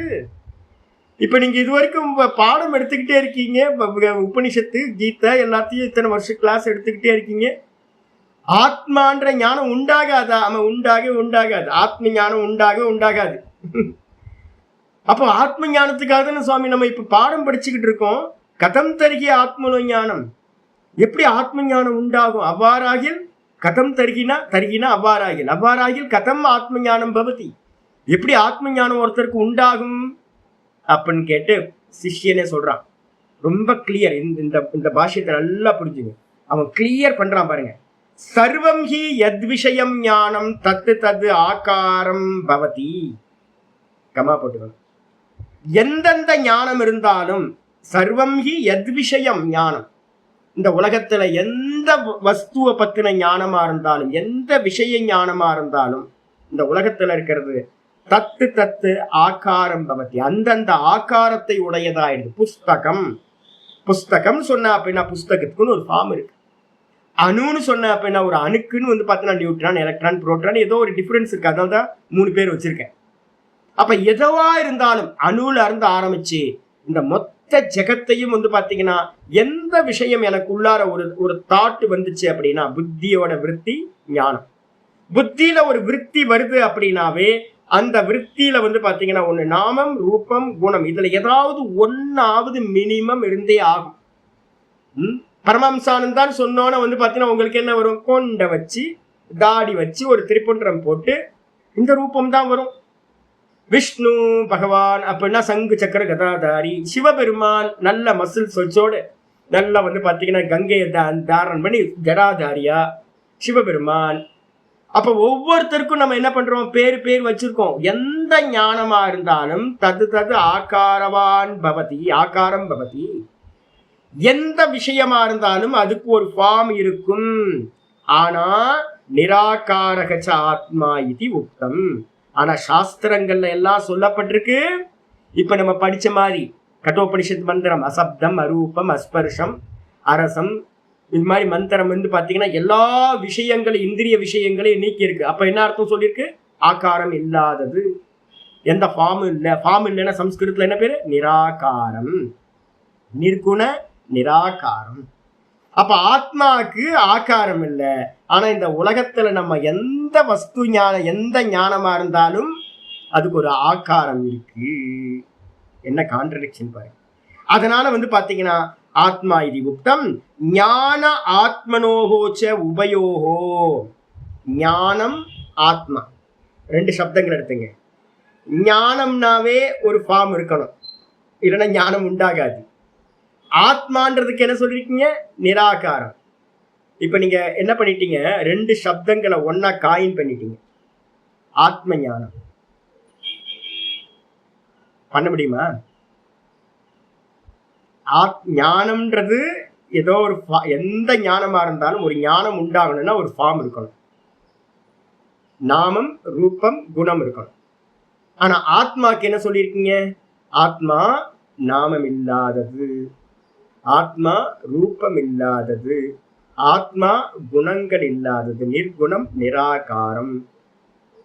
இப்ப பாத்தீங்கன்னா 2 சப்தங்களை நீங்க என்ன பண்ணிட்டீங்க? ஆத்ம ஞானம்னு. ரெண்டுமே 100% என்னது? கான்ட்ரடிக்ட் ஆனது, விரோதமானது. சப்தமே விரோதம். அப்ப என்ன அர்த்தம்னு கேட்டீங்கன்னா, ஆத்ம ஞானம்னு ஒண்ணு உண்டாகவே முடியாது. உங்களுக்கு ஞானம் உண்டாகணும் அப்படின்னா ஏதாவது ஒரு எம்எம்மாவது பாத்தீங்கன்னா ஏதோ ஒரு ஆட்ரிபியூஷன் இருக்கணும். ஒரு குணமோ, ஒரு நாமமோ, ஒரு ரூபமோ, ஏதாவது ஒரு ஸ்மெல்லோ, ஏதாவது ஒண்ணு இருக்கணும். அப்படி இல்லாம ஆத்ம ஞானம் ஒருத்தருக்கு சப்தங்கள் 2த்தையும் சொல்லிருக்கீங்களே, ஆத்மனோ ஞானாத்மனோகோச்ச உபயோகோ. ஞானம் ஆத்மா, இந்த 2 சப்தங்கள்ல நிராகாரத்துவே, ஆத்மா நிராகாரமா இருக்கிறதுனால நிராகார ஞானம் அப்படின்னு கதம் தத் பாவன நிஷ்டக இது. உங்களுக்கு ஞானமே உண்டாகாதுங்க. ஞானமே உண்டாகாது இந்த உலகத்துல. ஆத்ம ஞானம் எவனுக்கும் உண்டாகாது. அடிச்சு சொல்றேன், ஆத்ம ஞானம் எவருக்கும் உண்டாகாது. அப்படி இருக்கும்போது நான் ஆத்மாவா இருக்கேன்னு பாவனா பண்ணி நான் தான் பிரம்மமா இருக்கேன், நான் தான் ஆத்மாவா இருக்கேன் அப்படின்னு பாவிச்சு அதை நிஷ்ட வேற மண்ணாங்கட்டி புண்ணாக்கு உண்டாகணுமா? ஆத்மாவே தெரியல, கண்ணுக்கு தெரியலன்ற நீ என்னவோ ஆத்ம ஞானத்துல பாவனா பண்ணி அதுல ஒரு நிஷ்டைய அடையணும்னு சொல்றீங்களே, சம்பவமே இல்லை. என்ன கிளியர்? இதுல ஏதாவது டவுட் இருந்தா நல்லா இது பண்ணீங்க. அப்ப வந்து பாத்தீங்கன்னா முடியவே முடியாது, ஆத்ம ஞானம்ன்றதே முடியாது ஒருத்தருக்கு. அப்படின்னோட சித்தாந்தி வந்து பாத்தீங்கன்னா சொல்ல ஆரம்பிக்கிறார், என்ன அவ்வாறு இல்லை, நீ சொல்றது மாதிரி இல்லப்பா. மொத்த யோக சாஸ்திரமும் இப்ப சொல்லக்கூடிய ஆன்சர்ல வந்துடும். நான் எதுக்காக யோக சாஸ்திரத்தை எடுத்தேன்? 108 உபனிஷதங்கள்ல வந்து பாத்தீங்கன்னா நான் உங்களுக்கு நிறைய எடுத்துக்கிட்டே இருக்கேன். இன்னும் பின்னாடி ஃபியூச்சர்ல எடுப்பேன், முக்கியமான உபனிஷதங்கள்லாம் எடுப்பேன். இப்ப ஜீவன் முக்தி விவேகத்தை வந்து பாத்தீங்கன்னா உங்களுக்கு எடுத்துக்கிட்டு இருக்கேன். ஜீவன் முக்தியில வந்து பாத்தீங்கன்னா ஒரு முக்கியமானது வித்யாரண்ய சுவாமி சொல்றாரு. என்னன்னு கேட்டீங்கன்னா, ஒருத்தருக்கு ஞானம் வந்துடும், சாஸ்திரத்தை படிச்சு வந்து பாத்தீங்கன்னா ஞானம் வந்துடும். ஆனா வந்து பாத்தீங்க அப்படின்னா இந்த மனசு வந்து பாத்தீங்கன்னா ஞானத்துல நிக்கவே நிக்காது. ஏன்னா நிர்குண நிராகாரம். இந்த மனசு எப்பவுமே சதா என்ன பண்ணிட்டு இருக்கோம் அப்படின்னு கேட்டீங்கன்னா, ஒரு நாம ப்ரொஜெக்ஷன் பண்ணிக்கிட்டே இருக்கும். ஏதாவது நாமமா ரூபமா பரிணமிச்சுக்கிட்டே இருக்கும் இந்த மனசு. இந்த மனசோட வேலையே என்ன பண்ணிட்டு இருக்கோம்? பரிணமிச்சுக்கிட்டே இருக்கும். அப்ப ஜீவன் முக்தி லாபாய மனோநாச வாசனாட்சயோ அப்படின்றது வந்து பாத்தீங்க அப்படின்னா சொல்லப்பட்டிருக்கு அப்படின்னு ஆச்சாரியார் ஆரம்பிக்கிறார். நம்ம வித்யாரண்ய சுவாமிகளோட ஜீவன் முக்தி விவேகம் யாராவது படிக்கணுமோ அவங்க எல்லாம் இதை படிச்சுங்க. இந்த ஒரே ஒரு பாஷ்யத்துல மொத்த ஜீவன் முக்தி விவேகத்துல இருக்கக்கூடிய மனோநாசம், வாசனாட்சயம், அதுக்கப்புறம் யோக சூத்திரம், மொத்த யோக சூத்திரம் நான் எதுக்காக எடுத்திருக்கேன் அப்படின்றது எல்லாம் இது தெரிஞ்சு. அமிர்த பிந்து உபனிஷத்து, அமிர்த நாதோ உபனிஷத்து, இதெல்லாம் எதுக்கு அப்படின்னா முக்திகோ உபனிஷத்து, எல்லாம் எதுக்கு அப்படின்னு கேட்டீங்கன்னா இந்த ஒரே ஒரு லைனுக்குள்ளார சங்கரர் சொல்லிட்டேன். அப்ப பூர்வபக்ஷி என்ன சொல்லியிருக்கான்? சிஷ்யன் ஆத்ம ஞானம்ன்றது சித்திக்காது, ஆத்ம ஞானம் சித்திக்கலைன்னா ஆத்ம ஞான நிஷ்டையும் சித்திக்காது அப்படின்னு. அவ்வாறு இல்லைப்பா. ஏன் அப்படின்னா அத்தியந்த நிர்மலத்துவ ஸ்வச்சத்துவ சூக்ஷ்மத்துவ உபபத்தேஹே ஆத்மனோ புத்தேஹே ச. ரொம்ப கிளியரா சொல்றாரு. என்னன்னு கேட்டீங்கன்னா, அத்தியந்தம் அப்படின்னா முற்றிலும் 100% அப்படின்னு பேர். 100% வந்து பாத்தீங்கன்னா நிர்மலத்துவ மலமற்ற தன்மையினால் இந்த புத்தி இருக்குல்ல, இந்த புத்தியை வந்து பாத்தீங்கன்னா 100% வந்து பாத்தீங்க அப்படின்னா நிர்மலம் ஆக்குனீங்க அப்படின்னா, அதுக்கப்புறம் 100% பண்ண முடியுமா அப்படின்னு கேட்டீங்கன்னா, ஜெயந்தி அம்மா கூட அன்னைக்கு எதுவும் எழுதியிருந்தாங்க, இது எழுதியிருந்தாங்க யோக சூத்திரத்துல. 100% பண்ண முடியுமா? 100% யாருக்காவது யோக சூத்திரம் கேட்டுறீங்களா? யாருக்காவது 100% சத்துவகுணம் கொண்டு வர முடியுமா? பண்ண முடியாது. ஏன் அப்படின்னா தீப கல்பனான்னு ஒண்ணு பண்ணியிருக்கோம். 3 குணங்கள் வந்து பாத்தீங்கன்னா சேர்ந்துதான் இருக்கும். 3 குணங்களை வந்து பாத்தீங்கன்னா ஒன்ன விட்டுட்டு ஒண்ணு இருக்கவே முடியாது. அப்ப ஒரு தீபம் எரியுது அப்படின்னா, தீபம் வந்து பாத்தீங்கன்னா ஒரு அக்னி தத்துவம். திரி வந்து பாத்தீங்க அப்படின்னா அக்னி தத்துவம் வந்து பாத்தீங்கன்னா சத்துவ குணம். திரி வந்து பாத்தீங்கன்னா தமோ குணம். அந்த எண்ணெய் வந்து பாத்தீங்கன்னா ரஜோ குணம். இந்த 3ம் சேர்ந்துதான் வந்து பிரகாசமானது உண்டாகுது. இதுல ஏதாவது ஒன்ன எடுத்தாலும் பிரகாசம் கிடைக்கும்னா, திரி இல்லைன்னா எண்ணெய் இருந்து தீபம் பிரகாசிக்காது. அதே நேரத்துல வந்து பாத்தீங்கன்னா எண்ணெய் இல்ல திரி மட்டும் இருந்தாலும் எரியாது, பிரகாசம் உண்டாகாது. வெறும் அக்னியை மட்டும் வச்சுக்கிட்டு நீங்க என்ன பண்ண முடியாது? தீக்குச்சி மட்டும் வச்சுக்கிட்டு பொருத்தி அது நிக்காது, தீபம் கிடைக்காது உங்களுக்கு. அப்ப தீபம் இருக்கணும் அப்படின்னா 3 குணங்கள் சேர்ந்து இருக்கணும். அப்ப என்ன பண்ண முடியும் அப்படின்னா 98% வரைக்கும் உங்களுக்கு சத்துவ குணத்தை இன்க்ரீஸ் பண்ண முடியும். பரம் பிரசங்கியானம் அப்படின்னு யோக சூத்திரத்துல 98% இருக்கும் போது சொல்றது நம்ம. அப்ப அந்த 98% தான் இங்க வந்து அத்தியந்த நிர்மலத்துவன்னு சொல்லுது. அந்த இடத்துல எப்படி இருக்கும்? எந்த ஒரு ராகம் துவேஷம் எந்த ஒரு தாட்டும் இல்லாத மனசு. சுவாமி இதெல்லாம் சம்பவமா? தூக்கத்துல டெய்லி அப்படிதான் இருக்கீங்க. டெய்லி வந்து பாத்தீங்கன்னா தூக்கத்துல என்னவா இருக்கீங்க? எண்ணங்கள் இல்லாம தான் இருக்கீங்க. அதனால்தான் ஆனந்தமா இருக்கும். தூக்கத்துல ஆனந்தமா இருக்கிறதுக்கு காரணம் என்ன தெரியுங்களா உங்களுக்கு? அந்த இடத்துல எண்ணம் இல்லை, எந்த தாட்டும் இல்லை. அப்ப டெய்லி பகவான் வந்து பாத்தீங்கன்னா நமக்கு என்ன பண்றாரு? இருக்க முடியும். இப்ப உன்னால ஏதோ வானத்துல இருந்து வரல யாரும். முக்தி அடையணும்னா வானத்துல இருந்துதான் வந்தவன் தான் முக்தி அடைய முடியும். இங்க இருக்கிறவன் தான் முக்தி அடைய முடியும். அப்ப நம்ம என்ன பண்றோம் அப்படின்னா டெய்லி வந்து பாத்தீங்கன்னா டீப் ஸ்லீப்ல எண்ணங்கள் இல்லாம தான் இருக்கும். நேச்சுரலா நம்ம டெய்லி போயிடுறோம் அதுக்குள்ளார. இதை உட்கார்ந்து பண்ணணும். அத்தியந்த நிர்மலத்துவ 100% மலங்கள் இல்லாதது. மலங்கள்னா என்ன சுவாமி அப்படின்னு கேட்டீங்கன்னா, மலங்கள் அற்றது அப்படின்னும் போது என்ன அப்படின்னு கேட்டீங்கன்னா, விருத்தயா பஞ்சதையா. புத்தியில வந்து பாத்தீங்க அப்படின்னா அந்த கரணம்ன்ற புத்திக்கு மலம் எது அப்படின்னா மலங்கள் என்ன அப்படின்னா விற்த்திகள் தான் வந்து பாத்தீங்கன்னா மலங்கள். இதுக்கு இன்னொரு பேர் என்னன்னா கிளேஷங்கள் அப்படின்னு பேர். விற்த்திகளை என்ன பண்ணலாம் அப்படின்னா கிளேஷங்கள்னு சொல்லுவோம். என்ன கிளேஷம்? அவித்யா, அஸ்மிதா, ராக, துவேஷ, அபினிவேஷாக, பஞ்ச கிளேஷாக. இந்த தாட் எல்லாம் உள்ளுக்குள்ளார வர தாட் இருக்குல்ல, இந்த தாட் எல்லாத்தையும் வகைப்படுத்தினீங்கன்னா என்ன பண்ணலாம் அப்படின்னு கேட்டீங்கன்னா, ஒன்று விருப்பு, இன்னொன்று வெறுப்பு, ராகத்வேஷம், இன்னொன்று மரண பயம், இன்னொன்று வந்து பார்த்தீங்கன்னா நான்ற அகங்காரம். இவ்வளவுதாங்க, வேற எதுவும் இல்லை. இதுக்கு எல்லாத்துக்கும் மூல காரணம் என்னது அப்படின்னா அவித்யா. மொத்தம் பஞ்ச கிளேஷங்கள் இருக்கணும். இதான் அழுக்குன்னு பேர். சித்தத்துல இருக்கக்கூடிய மலங்கள் அவித்யா மலம் அப்படின்னு சைவ சித்தாந்தத்தை சொல்லுவோம். ஆணவ மலம், அவித்யா மலம் அப்படின்னு சொல்லுவோம். மாயா மலம், மாயா தான் மலம், அதான் அவித்யா. அவித்யான்றது வந்து மாயா மலம் நம்ம சொல்றோம். அஜ்ஞான மலம். அப்ப இந்த அழுக்கெல்லாம் வந்து பாத்தீங்கன்னா இது என்ன பண்ணுதுன்னா சித்தத்தோட அசைவே வந்து பாத்தீங்கன்னா என்ன இருக்குன்னா ஒன்று டிஸ்டர்ப் பண்ணிடுது. அப்ப அத்தியந்த நிர்மலத்துவன்றதுக்கு அர்த்தம் மலங்கள் அற்றதாக முற்றிலும் 98% கொண்டு வந்தோம்னா சத்துவ குணத்தை. அதுக்கு அடுத்தது அத்தியந்த ஸ்வச்சத்துவ. ஸ்வச்சன்னா என்ன அர்த்தம் அப்படின்னா டிரான்ஸ்பரண்ட்டுக்கு பேர் வந்து பாத்தீங்கன்னா ஸ்வச்சத்துவம்னு பேர். டிரான்ஸ்பரண்டா இருக்கிறது. இதுக்கு வந்து பாத்தீங்கன்னா ஸ்பட்டிகமணி கல்பம் அப்படின்னு வந்து பாத்தீங்கன்னா 1:51 சூத்திரம், ஏதோ 48-51 யோக சூத்திரத்துல இருக்கு. யோக சூத்திரத்துல வந்து பாத்தீங்கன்னா ஒரு எக்ஸாம்பிள் வந்து சொல்லுது. ஒரு ஜலத்துல வந்து பாத்தீங்க அப்படின்னா ஒரு நல்ல ஜலம் இருக்குன்னு வச்சுங்க, நல்ல சுத்தமான ஜலம். அந்த சுத்தமான ஜலத்துல வந்து பாத்தீங்கன்னா ஒரு ஸ்பட்டிக மணியை வந்து தூக்கி போட்டீங்க அப்படின்னா நல்ல கிளியரான ஸ்பட்டிக மணி, நல்ல உயர்ந்த ஸ்பட்டிக மணி. அந்த ஸ்பட்டிக மணியை எடுத்து தண்ணியில போட்டீங்க அப்படின்னா டிஃபரன்ஸ் தெரியுமா?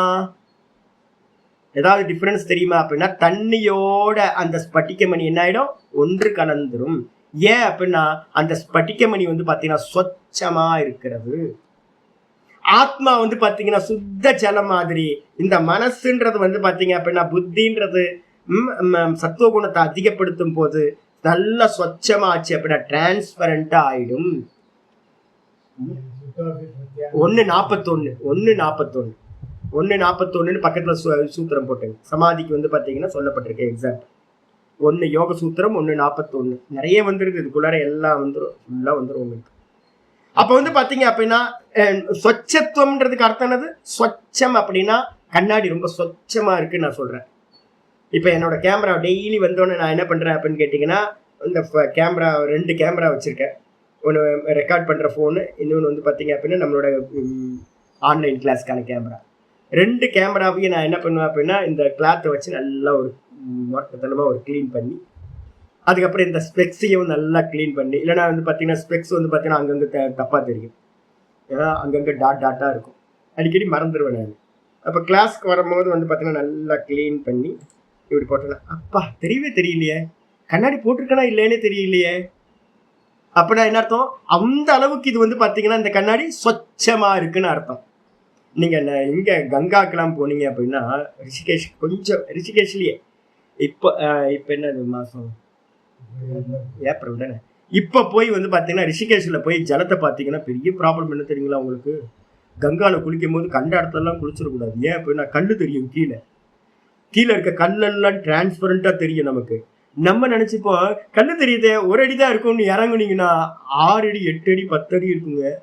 10 அடியில் இருக்கிற கற்கள்லாம் பாறைகள்லாம் பக்கத்தில் இருக்கிற மாதிரி தெரியும். ஏன் அப்படின்னு கேட்டிங்கன்னா சொச்சமாக இருக்கிற தண்ணி, பியூரா இருக்கிற தண்ணி. அப்போ பியூரா இருந்துச்சு அப்படின்னா அதுக்கு டிரான்ஸ்பரண்டான தன்மை வந்துடும். நல்லா தெரிஞ்சுங்க. மலம் இல்லாம, மலம்னா அழுக்கு இல்லாம போச்சு அப்படின்னா அந்த இடத்துல ஒரு டிரான்ஸ்பரண்டான ஒரு தன்மை கிடைச்சிடும். டிரான்ஸ்பரண்டான தன்மை கிடைக்கும் போது அத்தியந்த சூக்ஷ்மத்துவ. அப்ப என்ன ஆகும்னு கேட்டீங்கன்னா இந்த புத்தி மலமற்றதா டிரான்ஸ்பரண்டா ஆகும் போது என்ன இருக்கு? சூக்ஷ்மத்துவ தன்மை வந்துடும் இந்த புத்தி. ஆமா, அது 3:55 யோக சூத்திரம்னு போட்டீங்க. 3:55 சுத்தி சாமியேன் இருக்கு. சத்துவ புருஷயோர் சுத்தி சாமியே கைவல்யம் அப்படின்னு ஒரு சூத்திரம். ரொம்ப எக்ஸலண்டான சூத்திரம் பாருங்க. புருஷனுக்கும், புருஷனா ஆத்மா, ஆத்மான்றது ஜல மாதிரி, ஸ்பட்டிக்க மாதிரி என்னது, இந்த புத்தி வந்து ஸ்பட்டிக்க மாதிரி. ஸ்பட்டிக்கத்தை தூக்கி வந்து பார்த்தீங்கன்னா அந்த ஜலத்துல போட்டீங்க அப்படின்னா ரெண்டும் வேற வேற இல்லைன்ற மாதிரி ஆயிடும். கண்ணாடியை வந்து நல்லா கிளீன் பண்ணீங்க அப்படின்னா, சொச்சமாச்சு அப்படின்னா என்னுடைய ஃபேஸ் ரிஃப்ளெக்ஷன் ஆகுறது 100% அப்படி ஆகும். இந்த ஸ்பெக்ஸ் நான் போட்டிருக்கிறது வந்து பார்த்தீங்க அப்படின்னா நிறைய டைம் நான் ஸ்பெக்ஸ் போட்டிருக்கிறதே மறந்துடுவேன். ஸ்பெக்ஸ் போட்டிருக்குன்றதே மறந்துடுவேன். சில சமயம் நான் வந்து தூங்கியிருக்கேன். இன்னைக்கு ராத்திரி அது மாதிரி தான் ஆச்சு. நான் என்ன பண்ணேன் அப்படின்னு கேட்டிங்கன்னா, ஏதோ படிச்சுக்கிட்டே இருந்தேன். படிச்சுட்டு இருந்துட்டு புக்கை ஓரமாக வச்சுட்டு நான் என்ன பண்ணிட்டேன், தூங்கிட்டேன். கொஞ்ச நேரம் கழிச்சு முகம் வந்து இடருது. என்னடான்னு பார்த்தா வந்து பார்த்தீங்கன்னா ஸ்பெக்ஸ் போட்டிருக்கேன். ஐயோ, கண்ணாடி போட்டுட்டே தூங்கியிருக்கேன் பாரு அப்படின்னு தனியாக கழட்டி வச்சுட்டேன். அப்போ ஏன் அப்படின்னா, இந்த கண்ணாடி போட்டிருக்குன்றது கூட தெரியாத அளவுக்கு அந்த கண்ணாடி வந்து பார்த்தீங்கன்னா நல்ல கிறிஸ்டல் கிளியரா இருக்குன்னு நம்ம சொல்றோம் பார்த்தீங்களா, இதான். அப்ப 3 தன்மை உண்டாகும். என்னன்னு கேட்டீங்கன்னா, சுத்தி சாமிய அப்படின்னா இந்த புருஷனுக்கும் இந்த புத்தியும் ஈக்குவலா வந்து பாத்தீங்க அப்படின்னா சுத்தி தன்மை வந்துச்சு அப்படின்னா, எண்ணங்கள் அற்றதா ஆயிடுச்சு அப்படின்னா அதுக்கு என்ன பேர் சுவாமி அப்படின்னு கேட்டீங்கன்னா, நம்ம இதுல வந்து பாத்தீங்கன்னா மாண்டூக்கிய காரிக்கால அமனிபாவம் அப்படின்னு வந்து பாத்தீங்கன்னா சொல்லப்பட்டிருக்கு. அமனிபாவம் அப்படின்னு வந்து பாத்தீங்கன்னா 3:31 அப்படின்னு மாண்டூக்கிய காரிக்கா 3:31 போட்டுங்க. மனோதிருஷ்யமிதம் துவைத்தம் யத்கிஞ்சித் சச்சராச்சரம் மனசோ யமனீபாவே துவைத்தம் நைவோபலப்யதே. ரொம்ப முக்கியமான ஸ்லோகம். 3:31 சொல்லுது என்னன்னு கேட்டா, நம்ம மனசு வந்து பாத்தீங்கன்னா மனஸ்பந்தனம் மாத்திரம் இதம் துவைத்தம். இந்த உலகத்துல இருக்கிறது எல்லாம் என்னப்பா அப்படின்னா, மனசு ஆடிச்சுன்னா துவைத்தம் தெரியும், மனசு ஆடல அப்படின்னா துவைத்தம் தெரியாது. அப்ப இந்த துவைத்தம் வந்து பாத்தீங்கன்னா எதோட விஷயம் அப்படின்னா இந்த மனசோட விஷயம்தான் துவைத்து. மனஸ்பந்தன மாத்திரம். மனசு அசைஞ்சா துவைத்தம், மனசு அசையலைனா துவைத்தம் இல்லை. மனசு அசையாம இருந்தா அப்ப மனசோட ப்ரொஜெக்ஷன் தான் மனோதிருஷ்யமிதம் துவைத்தம். எந்த ஒரு துவைத்த விஷயங்களா இருக்கட்டும் மனசுனால பார்க்க ப்ரொஜெக்ஷன் பண்ணப்படுது. இதே வந்து பாத்தீங்கன்னா எத்கிஞ்சித்து சச்சராச்சரம் சொல்லுது. இந்த உலகத்துல எதையெல்லாம் அசைகின்ற அசையாததுன்னு நம்ம எதையெல்லாம் பார்க்கிறோமோ அதுக்கெல்லாம் பின்னாடி என்ன இருக்கு, மனசு அசையுதுன்னு அர்த்தம். புத்தி விருத்தி அசையுது, மனசு அசையுதுன்னு அர்த்தம். சத்துவ குணம் இல்லை, ரஜோகுணத்தினால அசையுது. ரஜோகுணத்தினாலையும் தமோ குணத்தால அசைய அசைய அசைய அது வந்து விஸ்தரமா இந்த உலகத்தையே பார்த்துக்கிட்டு இருக்கு. எப்ப வந்து பாத்தீங்க அப்படின்னா இந்த மனசு அசையாம இருக்கோ அதுக்கு பேர் அமனிபாவம் அப்படின்னு பேரு. அமனிபாவம்னா வேற ஒண்ணும் இல்லை, தண்ணியில சுத்த ஜலத்துல ஸ்பட்டிக்க மணியை போட்டா மாலைய ஸ்பட்டிக்க மாலை வச்சிருப்பீங்க, ஸ்பட்டிக்க மணி நிறைய பேர் வச்சிருப்பீங்க. எடுத்து தண்ணியில போட்டீங்க அப்படின்னா டிஃபரன்ஸ் தெரியல அப்படின்னா உங்க மணி சுத்தமா இருக்குன்னு அர்த்தம். அதே உங்களுக்கு மாலை தெரிஞ்சுது அப்படின்னா தண்ணியில போட்ட ஜலத்துல இந்த ஸ்பட்டிக்க மாலையை போட்டீங்க அப்படின்னா தனியா தெரியுது அப்படின்னா என்ன அர்த்தம், ஒண்ணு ஜலம் சுத்தமா இருக்குன்னா இல்லாம இருக்கணும், இல்லை அப்படின்னா ஸ்பட்டிக்க மணி சுத்தம் இல்லைன்னு அர்த்தம். அப்ப வந்து பாத்தீங்கன்னா நல்ல சுத்தமான ஸ்பட்டிக்க மணியை தண்ணியில போட்டீங்க அப்படின்னா, இப்ப நான் கேட்கிறேன் ஸ்பட்டிக்க மணி என்ன ஆயிடுச்சு, இல்லாம போச்சா இல்ல இருக்கா? இருக்கு ஆனா இல்ல, இருக்கு ஆனா இல்ல. ஏன்? அந்த அளவுக்கு சொச்சமான ஸ்பட்டிக்க மணி. அப்ப அதே மாதிரி இந்த மனசு வந்து பாத்தீங்க அப்படின்னா சொச்ச தன்மையை கொண்டு வந்தோம் அப்படின்னா, சொச்சம்னா என்ன அர்த்தம், நிர்மலமா ஆச்சு அப்படின்னா, அழுக்கு இல்லாம ஆச்சு அப்படின்னா, எண்ணங்கள் அற்று போச்சு அப்படின்னா சொச்சமாயிடும், டிரான்ஸ்பரண்டா. அது மட்டும் இல்லாம வந்து பாத்தீங்கன்னா சூக்ஷ்மத்துவ உபபத்தேகே, சூக்ஷ்ம தன்மையை அடையும்.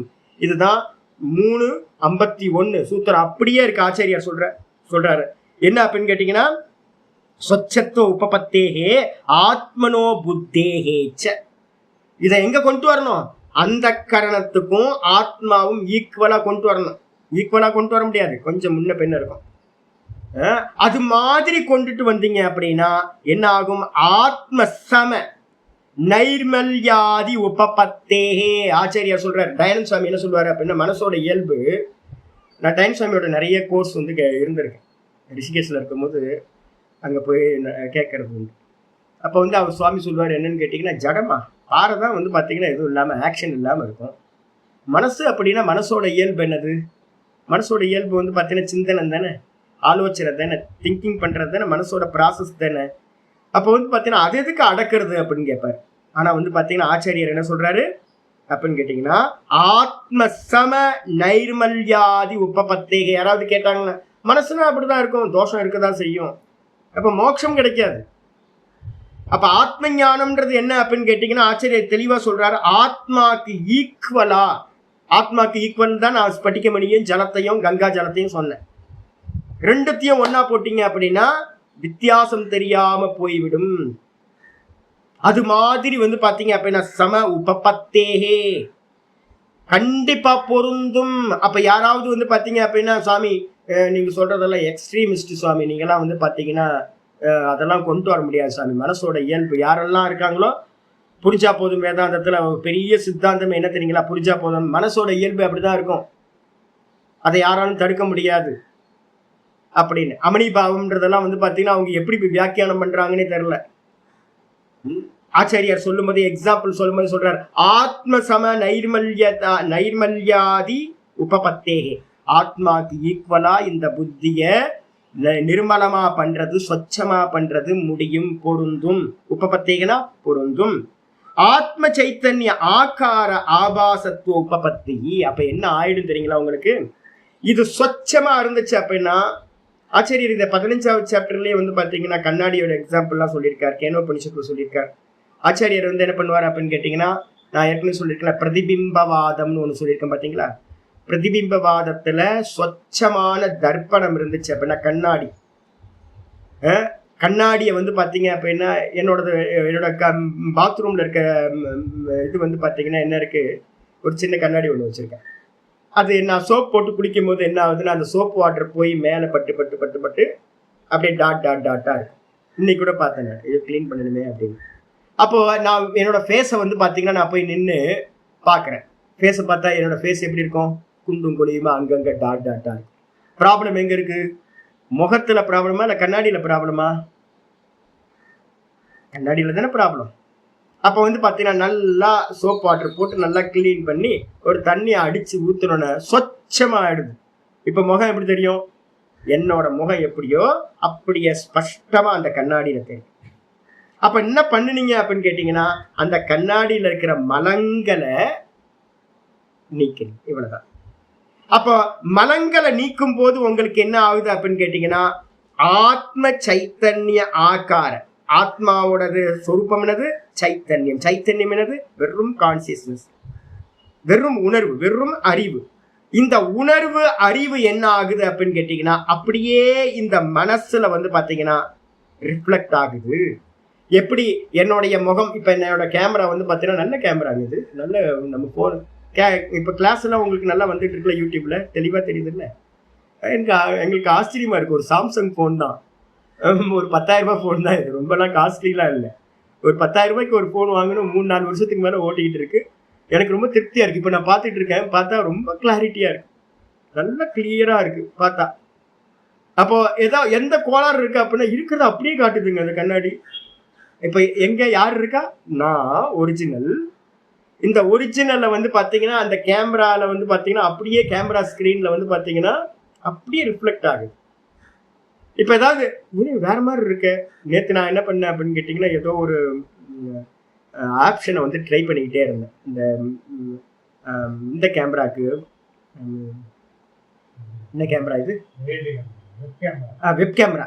இந்த வெப் கேமரா செட்டிங்கில் வந்து பார்த்தீங்கன்னா நான் ஏதோ போட்டு பார்த்தா 2-3 ஆப்ஷன்லாம், நிறைய ஆப்ஷன் இருக்கு. அதில் ஒரு ஆப்ஷனை பார்த்தா நான் மாதிரியே இல்லை, அடப்பாவும் வேற மாதிரி இருக்கு எனக்கு, நானே இல்லை. அனிமேட்டு அது இதுன்னு நிறைய ஆப்ஷன்லாம் போட்டிருக்கு, நிறைய ஆப்ஷன் போட்டிருக்கு, ஃபில்டர்லாம் போட்டு அது போட்டு இது போட்டு பார்த்தா அதில் ஒவ்வொன்றா போட்டு பார்க்குறேன், நானே இல்லை. அப்புறம் நேச்சுரல்னு ஒன்று போட்டோம் அப்படின்னா என்னோட முகம் கரெக்டாக தெரியும், நேச்சுரல் அந்த ஆப்ஷன் போட்டோன்னே கரெக்டாக தெரிய ஆரம்பிச்சிருச்சு. அப்போ வந்து பார்த்தீங்க அப்படின்னா, ஏதாவது நம்ம வந்து இந்த கேமரால நான் இப்போ நானா ரிஃப்ளெக்ட் ஆகணும்னா என்ன வேணும், அப்போ நான் நேச்சுரலாக அது இருக்கணும், சொச்சமாக இருக்கணும். அப்படி சொச்சமாக இருந்துச்சுன்னா இந்த இந்த ஃபேஸோட ரிஃப்ளெக்ஷனுக்கு என்ன பேர், ஆபாசம். இந்த ஃபேஸோட ஆபாசம் ரிஃப்ளெக்ஷன் அந்த கண்ணாடியில அந்த கேமரால ஸ்பஷ்டமா உண்டாகும். இதே மாதிரி இந்த ஆத்மாவோட சொரூபம் என்னது, வெறும் கான்சியஸ்னஸ், வெறும் அறிவு. இந்த வெறும் உணர்வா இருக்கிற அறிவா இருக்கிறது வந்து பாத்தீங்கன்னா, இந்த மனசை நம்ம வந்து பாத்தீங்கன்னா 100% பியூரிஃபை பண்ணும்போது இந்த விஷயம் அது அப்படியே இதுல உண்டாகும். இதுக்கு என்ன சுவாமி ஏதாவது இருக்கா அப்படின்னா, ரொம்ப அருமையா வந்து பாத்தீங்கன்னா 3வது அத்தியாயத்துல வந்து பாத்தீங்க அப்படின்னா ஆச்சாரியார் வந்து பாத்தீங்கன்னா ஒரு அருமையானது 3 இதுல வந்து பாத்தீங்கன்னா என்ன அப்படின்னா 3:33 போட்டுங்க. 3:33 மாண்டுக்கிய காரிக்கை 3:33. எனக்கு என்ன தெரியுது தெரியுங்களா உங்களுக்கு? எனக்கு எப்பவுமே யாக்கியவல்யரையும் கௌடபாத மகரிஷியும் 2 பேர்த்தையும் எடுத்து வச்சுக்கணும். கௌடபாத ஆச்சாரியாரையும் சங்கரனை பார்க்கும்போது சின்ன குழந்தை மாதிரி தெரியுது எனக்கு. எனக்கு ஒரு ஃபீலிங் அப்படிதான் வரும். தாத்தா தானே கௌடபாதர் வந்து கோவிந்த பகவத்பாதரோட குரு தானே. ஐயோ, நீங்க வந்து பாத்தீங்கன்னா கௌடபாதரோட மாண்டிக்க காரிக்கா படிச்சீங்கன்னா அதோட முடிஞ்சு போச்சு ஜீவன். தாத்தாவோட அம்சம் வந்து பாத்தீங்கன்னா பேரண்ட் இருக்கு சங்கர்கிட்ட. ஆனா பேரன் தானே, தாத்தா தானே. அப்ப வந்து பாத்தீங்க அப்படின்னா ஐயோ, கௌடபாதர்கிட்ட வந்து பாத்தீங்கன்னா இருக்கிற ஞானம் அவ்வளவு கிளியர். அவர் அப்படியே சொல்றாரு 3:33 சொல்றாரு, அகல்பகம் அஜம் ஞானம். உங்க மனசு வந்து பாத்தீங்கன்னா எப்போ கல்பனைகள் இல்லாம போகுதோ, கிறுக்காம இருக்கும். கிறுக்காம இருக்கிற தாட்டு தானே, தாட்டு தான் இந்த மனசு எழுதிக்கிட்டே இருக்கு. சதா இந்த மனசு எழுதிக்கிட்டே இருக்கு. இந்த கண்ணாடியில குழந்தைய வச்சு பார்த்து நான் ஏற்கனவே எக்ஸாம்பிள் சொல்லியிருக்கேன்ல. ஒரு ஃப்ரெண்டு கோயம்புத்தூர் நான் போயிருக்கேன். அவர் வந்து குட்டி குழந்தை ஒன்று இருந்துச்சு. நான் சொல்றது ஒரு 10 வருஷத்துக்கு மாதிரி. அவர் வந்து பார்த்தீங்கன்னா ஒரு காரில் என்னை கூப்பிட்டு போறாரு. அந்த குட்டி குழந்தையும் ஃப்ரண்ட்ல உட்கார வச்சிருக்கோம். நானும் ஃப்ரண்ட்ல உட்காந்துருக்கேன். டிரைவர் சீட்ல அவர் எனக்கு தெரிஞ்ச ஒரு வண்டி ஓட்டிட்டு போறாரு. இந்த குட்டி குழந்தைக்கு வந்து பார்த்தீங்கன்னா கிரேயான்ஸ் வாங்கி கொடுத்துருக்காங்க கையில. அது எப்போ பார்த்தாலும் வந்து எதையாவது எழுதிக்கிட்டே இருக்கு. அது என்ன பண்ணிருக்கு அப்படின்னு கேட்டீங்கன்னா, கிளாஸ் டோர் ஃபுல்லா, அந்த ஃப்ரண்ட் கிளாஸ் ஃபுல்லா எழுதிட்டு இருக்கு. எங்க இடம் கிடைக்குதோ எழுதுது. இதான் அதோட வேலையை. சின்ன பொண்ணு என்ன பண்ணுது அப்படின்னா, அவங்க அப்பா வந்து பாத்தீங்கன்னா இருந்துட்டு அப்பாவுக்கு மேல எழுதிட்டு இருக்கு. அதுக்கு என்ன வேணும் அப்படின்னா ஏதோ ஒரு ஸ்பேஸ் வேணும். சீட்டு ஃபுல்லா எழுதி வச்சிருக்கு. உட்கார்ந்தா ஒட்டுது, எல்லாம் ஒட்டுது கிரேயான்ஸை வச்சு. வீடு போனா அதை விட்டுறாங்க. வீட்டுக்குள்ளார வந்து பாத்தீங்க அப்படின்னா அது பெட்ரூம் ஃபுல்லா எழுதி வச்சிருக்கு. நம்ம மனசு என்ன பண்ணிட்டு இருக்கு தெரியுங்களா? அதே குழந்தைதான். என்ன அந்த குழந்தை கொஞ்சம் நல்ல குழந்தை. நம்ம மனசுன்ற குழந்தை வந்து பாத்தீங்கன்னா பைத்தியம் பிடிச்ச மனசு. சதா எழுதிக்கிட்டே இருக்கு. வேக்கப்பான செகண்ட்ல ஆரம்பிச்சது, வேக்கப்பான முதல் க்ஷணத்துல இருந்து தூங்குறதோட கடைசி க்ஷணம் வரைக்கும் எழுதிக்கிட்டே இருக்கு இது பாட்டுக்கு. இதுக்கு என்ன பேரு? எழுதுறதுக்கு என்ன பேருனா கல்பனான்னு பேரு. நாம ரூப குணங்களை கல்பனா பண்ணிக்கிட்டே இருக்கு, ப்ரொஜெக்ஷன் பண்ணிக்கிட்டே இருக்கு. எப்போ இந்த மனசு வந்து அகல்பகம் அஜம் ஞானம், இந்த மனசு வந்து பாத்தீங்கன்னா எப்ப கல்பனையற்றதாக வெறும் சொச்சமா ஆகுதோ, ஞேயாபின்னம் பிரச்சக்ஷதே. அப்ப என்ன ஆயிடுதுன்னு கேட்டீங்கன்னா, பிரம்மத்தோட ஆத்மாவோட இந்த மனசு வந்து பாத்தீங்கன்னா கல்பனையை விட்டுருச்சுன்னா, எழுதுறத விட்டுருச்சு அப்படின்னா, திங்கிங்கை விட்டுருச்சு அப்படின்னா, இந்த ஆத்மாவும் இந்த மனசும் எப்படி ஆயிடும் அப்படின்னா ஒன்றாயிடும். எப்படி? ஸ்பட்டிகலிங்கத்தை ஜலத்துல போட்டா எப்படி ஒன்னா ஆயிடுதோ, ஒன்னா ஆகாது, ஒன்னான மாதிரி ஆயிடுதோ, அதே மாதிரி வந்து பாத்தீங்கன்னா இந்த ஆத்மாவோட ரிஃப்ளெக்ஷன் வந்து பாத்தீங்கன்னா இந்த மனசுல படும் போது அங்கே வேற எதுவுமே இல்லை, வேற எந்த தாட்டும் இல்லாத போது என்ன ஆகுது? மனசும் இந்த ஆத்மாவும் ஒன்று போல ஆபாசிக்குது. பிரம்மஜேயம் அஜம் நித்தியம் அஜேன அஜம் விபுத்தியதே. அப்படிப்பட்ட மனதினால் அந்த அஜமா இருக்கிற அந்த பிரம்ம தத்துவம் அறியப்படுகிறது. அறியப்படுதா? ஆப்ஜெக்டாவா? ஆப்ஜெக்ட் சப்ஜெக்ட் ஒன்றும் பேதம் இல்லாம பிரதிபிம்பம் பிம்பத்தோடு வந்து பாத்தீங்கன்னா ஒன்று கலந்து விடுகிறது. இதான் 3:33 சொல்லுது. அது அப்படியே இங்க வந்து பாத்தீங்கன்னா ஆச்சாரியார் சொல்றாரு. என்னன்னு கேட்டீங்கன்னா, ஆத்ம சைத்தன்ய ஆகார ஆபாசத்துவ உபபத்தி. ஆத்ம சைத்தன்யத்தோட நான்ற அந்த கான்சியஸ்னஸோட அதோட ரிஃப்ளெக்ஷன் இந்த மனசுல வந்து பாத்தீங்கன்னா என்ன ஆகுது? படும்போது மனசு பிரம்மாகாரமா ஆகிவிடுது. அந்த மனசு எப்படி ஆயிடுது? பிரம்மாகாரமாக ஆகிவிடுகிறது. அப்போ வந்து பாத்தீங்கன்னா இதோட பிரகாசம் அப்படியே உள்வாங்கி இந்த மனசு வந்து பாத்தீங்கன்னா பிரகாசிக்கிறது அப்படின்னு வந்து பாத்தீங்கன்னா இங்க சொல்லுது. ஆபாசத்துவ உபபத்தி, ஆபாசத்துவமானது அடையப்படுகின்றது. அப்ப ஆத்மாவோட சொரூபம் என்னது? சைத்தன்யம். இந்த சைத்தன்யத்தோட ரிஃப்ளெக்ஷன் அந்த சொச்சமா இந்த மனசுல இருக்கிற மனசுல படும்போது இந்த சைத்தன்யமும் அப்படியே ரிஃப்ளெக்ட் ஆகும். இப்போ ஒரு நல்ல கிளாஸ் எடுத்துங்க, ஒரு நல்ல கிளாஸை வந்து பார்த்தீங்கன்னா பியூரான கிளாஸ் எடுத்து நல்லா வந்து பார்த்தீங்கன்னா ஒரு லைட் அடிச்சிங்க அப்படின்னா, லைட் அடிக்கும் போது அது என்ன ஆகிடுது, டிரான்ஸ்பரண்ட்டாக ஆகிடும் உங்களுக்கு. இந்த பிரகாசம் அப்படியே உள்வாங்கி அதுவும் வந்து பார்த்தீங்கன்னா இதே மாதிரி பிரகாசிக்கும். அது என்ன டார்ச் லைட்டு, உள்ளே இருக்க லைட்டை வெளியில் இருக்க டார்ச் லைட்டில் ஒரு கிளாஸ் போட்டிருக்கோம்ல, அந்த கிளாஸ் வழியாக தானே வெளியில் போகுது. டார்ச் லைட்டில் ஃப்ரண்ட்டு கிளாஸ் வச்சு தானே இருக்குது, உள்ள லைட்டு வெளியில் கிளாஸ். அந்த கிளாஸ் கிளியராக இருக்கும்போது என்ன ஆகுது, அந்த டார்ச் லைட்டோட லைட்டு வந்து பார்த்தீங்கன்னா வெளியில் போகுது ஈஸியாக. அப்போ வந்து பார்த்தீங்கன்னா நமக்கு நடுவில் கிளாஸ் இருக்குன்றதே நம்ம எங்கேயாவது அறியிறோமா? டார்ச் லைட் அடித்து பார்க்கும்போது, டார்ச் லைட் அடித்து நம்ம பார்க்குறோம், வெளியில் பார்த்துட்டு இருக்கோம். அப்போ வந்து லைட்டு உள்ளே இருக்குது, அதுக்கு நடுவில் ஒரு கிளாஸ் இருக்குது, அதை தாண்டி தான் அந்த பிரகாசம் வெளியில் போகுது. ஆனால் நமக்கு வந்து அது மாதிரி தெரியுதா? தெரியவே இல்லை. யாராவது பார்க்குறோம், லைட்டு தெரியுதா? இல்லை காரில் வந்து பார்த்தீங்கன்னா எதிர்க்க வராங்கன்னா ராத்திரியில் காரில் லைட்டு போட்டு வரா, உங்களுக்கு கண்ணாடியை பார்க்குறீங்களா இல்லை வெளிச்சத்தை பார்க்குறீங்களா? வெளிச்சம் தெரியா, கண்ணாடி தனியாக தெரியுதா? அந்த லைட்டோட லேம்போட கண்ணாடி தனியாக உங்களுக்கு தெரியுமா? ஏன் தெரியல அப்படின்னு கேட்டிங்கன்னா, அந்த கண்ணாடி சொச்சமாக இருக்கிறதுனால அப்படியே அந்த லைட்டோட பிரகாசமாக அந்த கண்ணாடி மாய் வெளியில் தெரியுது. கண்ணாடின்னு ஒன்று வெளியில் தெரியவே தெரியாது. அதே ஒரு ஸ்டிக்கர் ஒட்டியிருந்தீங்கன்னா டிஃப்ரென்ஸ் தெரியுமா உங்களுக்கு? நம்ம நடுவில் வந்து பார்த்தீங்கன்னா நடுவில் ஒரு ரவுண்டு ஒரு இதை ஒன்று ஒட்ட சொல்கிறாங்க, ரவுண்டு பிளாக்காக எதிர்க்க இருக்கவங்களுக்கு பாதிக்காமல் இருக்குது. இப்போ யாரும் ஒட்டுறதில்லை, முன்னாடிலாம் அதெல்லாம் சொல்லிட்டு இருந்தாங்க, பீம் லைட்லாம் போடாதீங்க நடுவில் எதிர்க்க இருக்கவங்களுக்கு முடியல அப்படின்னு. அப்போ ஒரு ஸ்டிக்கரை ஒட்டினீங்கன்னா கிளியராக தெரியுது, பிரகாசம் வேற, அந்த ஸ்டிக்கர் வேற, கிளாஸ் இருக்குன்றது தெரியும். அந்த ஸ்டிக்கரை ரிமூவ் பண்ணிட்டீங்க அப்படின்னா லைட் அடித்தா கிளாஸ் தனியாக தெரியாது. அதே மாதிரி இந்த மனசுல சொச்சமா இருந்துச்சு அப்படின்னா இந்த மனசும் இந்த ஆத்மாவும் எப்படி இருக்கும், ஒரே மாதிரி ஆகிவிடும் அப்படின்னு வந்து பார்த்தீங்கன்னா இது சொல்லுது. மொத்த யோக சூத்திரமும் இதுக்காக தான். அமிர்த பிந்துல வந்து பார்த்தீங்க அப்படின்னா இருக்கு, நிறைய இருக்கு. நாளைக்கு நம்ம பார்க்கலாம், மெதுவாக நாளையிலிருந்து மெதுவாக பார்ப்போம். இதை ரொம்ப கவனமாக திரும்ப திரும்ப கேளுங்க. நான் எதுக்காக யோக சூத்திரம் எடுக்கிறேன், எதுக்காக ஜீவன் முக்தி எடுக்கிறேன், இதெல்லாம் உங்களுக்கு பின்னாடி தெரிய ஆரம்பிக்கும். ஓம் பூர்ணமதః பூர்ணமிதம் பூர்ணாத் பூர்ணமுதச்யதே பூர்ணஸ்ய பூர்ணமாதாய பூர்ணமேவாவசிஷ்யதே. ஓம் சாந்தி சாந்தி சாந்தி. ஹரி ஓம் ஸ்ரீ குருப்யோ நமः. ஹரி ஓம். ஓம் ஸ்ரீ கிருஷ்ணாய பரமாத்மனே நமः. ஸ்ரீ கிருஷ்ண கிருஷ்ண கிருஷ்ண காயேன வாசா மனசேந்திரியைர்வா புத்தியாத்மனா வா பிரகிருதேர்ஸ்வபாவாத் கரோமி யத் சகலம் பரஸ்மை நாராயணாயேதி சமர்ப்பயாமி. ஓம் தத்சத் இது பரபிரம்மார்ப்பணமஸ்து.